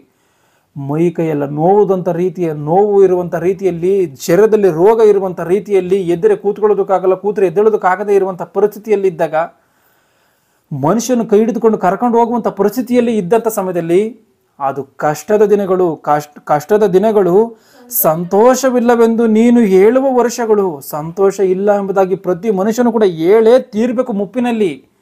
ಯಾಕೆಂದರೆ ಯೌವನಾವಸ್ಥೆಯಲ್ಲಿದ್ದಂಥ ಬಲವು ಮುಪ್ಪಿನಲ್ಲಿ ಇರುವುದಿಲ್ಲ. ಯೌವನಾವಸ್ಥೆಯಲ್ಲಿದ್ದಂಥ ಎಲ್ಲ ಶಕ್ತಿ ಸಾಮರ್ಥ್ಯಗಳು ಕೂಡ ಮುಪ್ಪಿನಲ್ಲಿ ಇರಲ್ಲ. ಎಂಥ ದೃಢಾವಸ್ಥೆಯಲ್ಲಿರುವಂಥ ಮನುಷ್ಯನಾಗಿರ್ಬೋದು. ಒಬ್ಬ ವ್ಯಕ್ತಿ, ಆತನ ಹೆಸರು ನನಗೆ ಗೊತ್ತಿಲ್ಲ, ಆತನು ಯೌವನಾವಸ್ಥೆಯಲ್ಲಿದ್ದಂಥ ಸಮಯದಲ್ಲಿ ಪ್ರಪಂಚಕ್ಕೆ ದೊಡ್ಡ ಬಾಡಿ ಬಿಲ್ಡರ್ ಆತನು. ಆದರೆ ಇವತ್ತು ಆತನ ವಯಸ್ಸಾಗಿರುವಂಥ ಸಮಯದಲ್ಲಿ ಆತನು ಸರಿಯಾದಂಥ ರೀತಿಯಲ್ಲಿ ನಡೆಯೋದಕ್ಕೆ ಸಾಧ್ಯ ಇಲ್ಲ. ಆಲೋಚನೆ ಮಾಡಿ, ಯೌವನಾವಸ್ಥೆಯಲ್ಲಿ ಎಂಥ ಬಲ ಇದ್ರೂ ಕೂಡ ಮುಪ್ಪಿನಲ್ಲಿ ಅಷ್ಟರ ಮಟ್ಟಿಗೆ ಬಲಹೀನನಾಗೋಗ್ತಾನೆ ಎನ್ನುವಂಥದ್ದನ್ನು ಅರ್ಥ ಮಾಡಿಕೊಳ್ಳಬೇಕು. ಅಂಥ ಒಂದು ಬಲಹೀನತೆಯ ದಿನಗಳು, ಕಷ್ಟದ ದಿನಗಳು ಸಂತೋಷವಿಲ್ಲವೆಂದು ನೀನು ಹೇಳುವ ವರ್ಷಗಳು ಸಮೀಪಿಸುವುದರೊಳಗಾಗಿ, ಅಂಥ ಒಂದು ಕಷ್ಟದ ದಿನಗಳು ಬರುವಂಥದ್ರೊಳಗಾಗಿ, ಅಂದರೆ ಒಂದೇ ಮಾತು ಹೇಳಬೇಕು ಅಂದರೆ ನಿನಗೆ ಮುಪ್ಪು ಬರುವುದರೊಳಗಾಗಿ, ನೀನು ಓಡಾಡೋಕ್ಕಾಗದೇ ಇರುವಂಥ ದಿನಗಳು ಬರುವುದರೊಳಗಾಗಿ, ನೀನು ದೇವರ ಕೆಲಸವನ್ನು ಮಾಡೋಕ್ಕಾಗದಲ್ಲೇ ಇರುವಂಥ ದಿನಗಳು ಬರುವುದರೊಳಗಾಗಿ ನಿನ್ನ ಸೃಷ್ಟಿಕರ್ತನನ್ನು ಸ್ಮರಿಸು. ಅಂದರೆ ನಿನ್ನ ಶಕ್ತಿ ಸಾಮರ್ಥ್ಯವು ನಿನ್ನ ದೇಹದಲ್ಲಿ ಇರುವಂಥ ಸಮಯದ ಒಳಗಾಗಿ ನೀನು ದೇವರ ಕೆಲಸವನ್ನು ಮಾಡೇ ತೀರಬೇಕು. 60 ವರ್ಷ 70 ವರ್ಷ ಆದಮೇಲೆ ಎಲ್ಲ 60 ವರ್ಷಗಳ ಕಾಲ ನೀನು ಗೌರ್ಮೆಂಟಿಗೆ ಸೇವೆಯನ್ನು ಸಲ್ಲಿಸಿ ಕೊನೆಯದಾಗಿ ರಿಟೈರ್ಮೆಂಟ್ ಆದಂಥ ಸಮಯದಲ್ಲಿ ನೀನು ದೇವರನ್ನ ನಿನಗೋಸ್ಕರ ಬದುಕ್ತೀನಿ ಎಂಬುದಾಗಿ ಹೇಳಿದ್ರೆ, ಆ ಒಂದು ಸಮಯದಲ್ಲಿ ನೀನು ದೇವರಿಗೋಸ್ಕರ ಪ್ರಯಾಣ ಮಾಡಿ ಸುವಾರ್ತೆಯನ್ನು ಹೇಳೋದಕ್ಕೆ ಸಾಧ್ಯವಾ? ಆ ಒಂದು ಸಮಯದಲ್ಲಿ ನೀನು ಬಹಳ ಮಾತುಗಳನ್ನು ಮಾತಾಡೋದೇ ಕಷ್ಟವಾಗಿರ್ತದೆ. ದೇವರ ಕೆಲಸಗಳನ್ನು ಮಾಡೋದಕ್ಕೆ ಎಷ್ಟೋ ಶರೀರ ಎನ್ನುವಂಥದ್ದು ಅಡ್ಡಿಪಡಿಸ್ತತೆ. ಆಲೋಚನೆ ಮಾಡಿ, ಮನುಷ್ಯನು ಶರೀರಕ್ಕೆ ಮುಪ್ಪು ಬಂತ, ಅವನು ಮುಗಿದೋಯ್ತು, ಯಾವ ಕೆಲಸವನ್ನು ಮಾಡೋದಕ್ಕೆ ಸಾಧ್ಯ ಇಲ್ಲ. ಅವನು ಇರುವಂಥ ಕಾಲ ಭಕ್ತಿಯಿಂದ ಬದುಕಿ ಸಾಯ್ಬೇಕಷ್ಟೇ ಹೊರತು ದೇವರ ಕೆಲಸವನ್ನು ಮಾತ್ರ ಮಾಡೋದಕ್ಕಾಗದೇ ಇಲ್ಲ. ಆಗಿರುವಂಥ ಕಾರಣ ದೇವರು ನಿನಗೆ ನೇಮಕ ಮಾಡಿರುವಂಥ ಕೆಲಸವನ್ನು ನೀನು ಮಾಡಬೇಕು ಅಂತ ಅಂದರೆ ನೀನು ಯೌವನಾವಸ್ಥೆಯಲ್ಲಿ, ಅಂದರೆ ನಿನ್ನ ಶರೀರದಲ್ಲಿ ಬಲ ಮುಗಿದೋಗೋದ್ರೊಳಗಾಗಿ ನೀನು ಮಾಡೇ ತೀರಬೇಕು. ಇವತ್ತು ನಮ್ಮ ಅಜ್ಜಿ ಇದ್ದಾರೆ, ವಯಸ್ಸಾದಂಥ ಸಮಯದಲ್ಲಿ ದೇವ್ರನ್ನ ಅರ್ಥ ಮಾಡ್ಕೊಂಡಿದ್ದಾರೆ. ಅವ್ರೇನಾದ್ರು ದೇವ್ರ ಕೆಲಸವನ್ನು ಮಾಡೋದಕ್ಕೆ ಸಾಧ್ಯವಿಲ್ಲ. ಮತ್ತು ಅವರು ಸತ್ತು ಈಗ ಪರಲೋಕಕ್ಕೆ ಹೋಗ್ತಾರೆ ಅಂದ್ಕೊಳ್ಳಿ, ಅವ್ರು ಸಾಯ್ತಾರೆ, ರಕ್ಷಣೆ ಮಾರ್ಗದಲ್ಲಿರುವಂಥ ಕಾರಣ ಪರಲೋಕಕ್ಕೆ ಹೋಗ್ತಾರೆ ಅಂದ್ಕೊಳ್ಳಿ. ಒಂದು ವೇಳೆ ಹೋದರೆ ಯಾವ ರೀತಿಯಾಗಿರ್ತದೆ? ಸ್ವಲ್ಪ ಪ್ರತಿಫಲ. ಈ ಭೂಮಿಯಲ್ಲಿ ಯಾರಾದರೂ ಕಡುಬಡವರಾಗಿ ಬದುಕೋದಕ್ಕೆ ಇಷ್ಟಪಡ್ತಾರ? 60 ವರ್ಷ 70 ವರ್ಷ ಬದುಕುವಂಥ ಈ ಚಿಕ್ಕ ಜೀವಿತದಲ್ಲಿ ಆಗಿರ್ಬೋದು, ಈ ಚಿಕ್ಕ ಜೀವಿತದಲ್ಲಿ ಯಾರು ಕೂಡ ಕಡುಬಡವರಾಗಿ ಬದುಕೋದಕ್ಕೆ ಇಷ್ಟಪಡಲ್ಲ. ಕೋಟಿಗಟ್ಟಲೆ ದುಡ್ಡಿರಬೇಕು, ಐಶ್ವರ್ಯವಂತರಾಗಿ ಬದುಕಬೇಕು ಅಂತೇಳಿ ಮನುಷ್ಯನ ಆಸೆ ಪಡ್ತಾನೆ. ಈ 60 ವರ್ಷ 70 ವರ್ಷ ಕ್ಷಣಿಕವಾದಂಥ ಕಾಲದಲ್ಲಿ ಮನುಷ್ಯನ ಈ ರೀತಿಯಾಗಿ ಆಸೆ ಪಡ್ತಾನೆ ಅಂದರೆ, ಶಾಶ್ವತವಾಗಿ ಬದುಕುವಂಥ ಆ ಲೋಕದಲ್ಲಿ ಐಶ್ವರ್ಯವಂತನಾಗಿ ಬದುಕೋದಕ್ಕೆ ಬೇಡವಾ? ಅಲ್ಲೂ ಕೂಡ ಕಡುಬಡವನಾಗಿ ಬದುಕಬೇಕಾ? ಪ್ರತಿಫಲ ಎನ್ನುವಂಥದ್ದು ಬೇಡವಾ? ಪ್ರತಿಫಲ ಎನ್ನುವಂಥದ್ದು ಬೇಕು. ಈ ಭೂಮಿಯಲ್ಲಿ ಯಾವ ರೀತಿಯಾಗಿ ಬದುಕಿದ್ರು ಶಾಶ್ವತವಾದಂಥ ಲೋಕದಲ್ಲಿ ಉನ್ನತ ಸ್ಥಿತಿಯಲ್ಲಿ ನಾವು ಇರಬೇಕು ಅಂತೇಳಿ ಆಸೆ ಪಡ್ತೀವಿ. ಆ ರೀತಿಯಾಗಿ ಉನ್ನತವಾದಂಥ ಸ್ಥಿತಿಯಲ್ಲಿ ಇರಬೇಕು ಅಂತಂದರೆ ಈ ಭೂಮಿಯಲ್ಲಿ ನೀನು ಭೌತಿಕವಾಗಿ ನೀನು ಬಿತ್ತಬೇಕು. ಯಾವ ರೀತಿಯಾಗಿ? ನಿನ್ನ ಶರೀರವನ್ನು ದಂಡಿಸಿ ದೇವರ ಕೆಲಸವನ್ನು ಮಾಡೇ ತೀರಬೇಕು. ಯಾವುದೇ ಕಾರಣಕ್ಕೂ ಕೂಡ ಶರೀರವನ್ನು ಕೊಟ್ಟಿರುವಂಥ ದೇವರ ಕೆಲಸಕ್ಕೋಸ್ಕರ ಮಾತ್ರವೇ ಆಗಿರುವಂಥ ಕಾರಣ ನಿನ್ನ ಕೆಲಸ ಮಾಡದಲ್ಲಿದ್ದರೆ ಪರಲೋಕದಲ್ಲಿ ಫಲ ಇಲ್ಲ. ನಿನ್ನ ಕೆಲಸವನ್ನು ನೀನು ಮಾಡೇ ತೀರ್ಬೇಕು. ಅದು ನಿನ್ನ ಬಾಯ ಮಾತಿನ ಮೂಲಕವಾಗಿ, ನಿನ್ನ ಕೈಗಳ ಮೂಲಕವಾಗಿ, ಕಾಲುಗಳ ಮೂಲಕವಾಗಿ ಎಲ್ಲ ಅವಯವಗಳನ್ನು ಬಳಸಿ ದೇವರ ಕೆಲಸವನ್ನು ಮಾಡಬೇಕು. ಒಂದು ವೇಳೆ ನಾನು ಮಾಡೋದಕ್ಕೇನೋ ಜ್ಞಾನ ಇಲ್ಲ, ನೀನು ದುಡಿದಂಥ ಕಾಷ್ಟಾರ್ಜಿತವನ್ನು ದೇವರಿಗೆ ಕೊಟ್ಟು ಮಾಡಬೇಕು. ಇಲ್ಲ ನೀನು ಸುವಾರ್ತೆ ಕಾರ್ಯಕ್ರಮಗಳಲ್ಲಿ ಯಾವುದೊಂದು ನಿನ್ನ ಕೈಲಾದಂಥ ಕೆಲಸಗಳನ್ನು ಮಾಡಿ ಅಲ್ಲಿ ನೀನು ದೇವರ ಕಾರ್ಯಕ್ರಮಗಳನ್ನು ಮಾಡೇ ತೀರ್ಬೇಕು. ಈ ಭೂಮಿ ಮೇಲೆ ನೀನು ಕೆಲಸ ಇಲ್ದಲೆ ಮಾತ್ರ ಪರಲೋಕಕ್ಕೆ ಹೋಗೋದಕ್ಕೆ ಸಾಧ್ಯ ಇಲ್ಲ. ಒಂದು ವೇಳೆ ಯಾವ ಕೆಲಸವನ್ನು ಮಾಡಿಲ್ಲ ಅಂದ್ಕೊಳ್ಳಿ, ಅಲ್ಲಿ ಏನಾಗಿರ್ತತೆ? ಕೊನೆ ಬೆಂಚ್ ಅಂದ್ಕೊಳ್ಳಿ, ಕೊನೆ ಬೆಂಚಲ್ಲಿ ಇರ್ತೀವಿ ಪರಲೋಕದಲ್ಲಿ. ಉನ್ನತವಾಗಿ ಬದುಕಿ ಭೂಮಿ ಮೇಲೆ ಭಯಂಕರ ರೀತಿಯಲ್ಲಿ ಒಬ್ಬ ಸ್ಟೆಫೆನಂತೆ, ಯೇಸು ಕ್ರಿಸ್ತನಂತೆ, ಮೋಶೆಯಂತೆ ಅಪೊಸ್ತಲರಂತೆ ಉನ್ನತ ರೀತಿಯಲ್ಲಿ ಸೇವೆ ಮಾಡಿ ಬಲಿಯಾಗಿ ಹೋಗಿರುವಂಥವರೆಲ್ಲ ಉನ್ನತ ಸ್ಥಿತಿಯಲ್ಲಿರ್ತಾರೆ. ಏನು ನಾವೇನು ಕೆಲಸವನ್ನು ಮಾಡ್ದಲೇನೆ ಸುಮ್ಮನೆ ಭಕ್ತಿ ಮಾರ್ಗದಲ್ಲಿ ಬದುಕಿ ಯಾರಿಗೋ ಒಬ್ಬರಿಗೆ ಯಾವತ್ತೂ ಸುವಾರ್ತೆ ಹೇಳಿ ಏನೋ ₹1 ಕಾಣಿಕೆಯನ್ನು ಕೊಟ್ಟು ಏನೋ ಒಂದು ರೀತಿಯಲ್ಲಿ ಪ್ರಾರ್ಥನೆ ಮಾಡಿ ಭಕ್ತಿಯಲ್ಲಿ ಬದುಕಿ ಕೊನೆ ಬೆಂಚಲ್ಲಿರುವಂಥದ್ದು ಬೇಕಾ, ಇಲ್ಲ ಉನ್ನತ ಸ್ಥಿತಿಯಲ್ಲಿರುವಂಥದ್ದು ಬೇಕಾ? ಒಬ್ಬ ಮನುಷ್ಯನು ಶರೀರವನ್ನು ಬಳಸಿ ಯೌವನಾವಸ್ಥೆಯಲ್ಲಿ ದೇವರ ಕೆಲಸವನ್ನು ಮಾಡಬೇಕು. ಮತ್ತು ಪ್ರಲಾಪಗಳು 3:27 ಗಮನಿಸಿ. ಯೆರೆಮೀಯನ ಪ್ರಲಾಪಗಳು 3ನೇ ಅಧ್ಯಾಯ 27ನೇ ವಚನವನ್ನು. ಯೌವನದಲ್ಲಿ ನೊಗವೋರುವುದು ಮನುಷ್ಯನಿಗೆ ಲೇಸು ಎಂಬುದಾಗಿದೆ. ಅಂದರೆ ಯೌವನದಲ್ಲಿ ನೊಗವರ್ಬೇಕಾ ಮನುಷ್ಯನು? ಯೌವನದಲ್ಲೇ ನೊಗವರ್ಬೇಕು. ಯಾಕೆ ಆವಾಗಲೇ ಬರಬೇಕು? ಮುಪ್ಪು ಬಂದಂಥ ಸಮಯದಲ್ಲಿ ಆತನ ನೊಗವರೋದಕ್ಕೆ ಸಾಧ್ಯ ಇಲ್ಲ. ಅಂದರೆ ದೇವರ ಕೆಲಸವನ್ನು ಮಾಡೋದಕ್ಕೆ ಸಾಧ್ಯವಿಲ್ಲ. ಯೆರೆಮೀಯನ ಪ್ರಲಾಪಗಳು 3ನೇ ಅಧ್ಯಾಯ 27ನೇ ವಚನದಲ್ಲಿ ಯೌವನದಲ್ಲಿ ನೊಗವರುವುದು ಮನುಷ್ಯನಿಗೆ ಲೇಸು ಎಂಬುದಾಗಿದೆ. ಅಂದರೆ ನೀನು ದೇವರ ಕೆಲಸವನ್ನು ನೀನು ಮಾಡಬೇಕಾಗಿರುವಂಥದ್ದು ಯೌವನಾವಸ್ಥೆಯಲ್ಲೇ ಮಾಡಬೇಕು. ಯೌವನದಲ್ಲಿ ಶರೀರಕ್ಕೆ ಬಲ ಇದೆ ಅಂತ ಹೇಳ್ಬಿಟ್ಟು ನೀನು ಕೆಟ್ಟ ಕೆಲಸಗಳಿಗೋಸ್ಕರ ಬಳಸಿ ಹಾಳು ಮಾಡಿದ್ರೆ ದೇವರು ಹಾಳು ಮಾಡ್ತಾನೆ. ಆಗಿರುವಂಥ ಕಾರಣ ಈ ಶರೀರವೇ ದೇವರು ತನ್ನ ವಾಸಕ್ಕೋಸ್ಕರ ಕಟ್ಟಿಕೊಂಡಿರುವಂಥ ಮನೆ.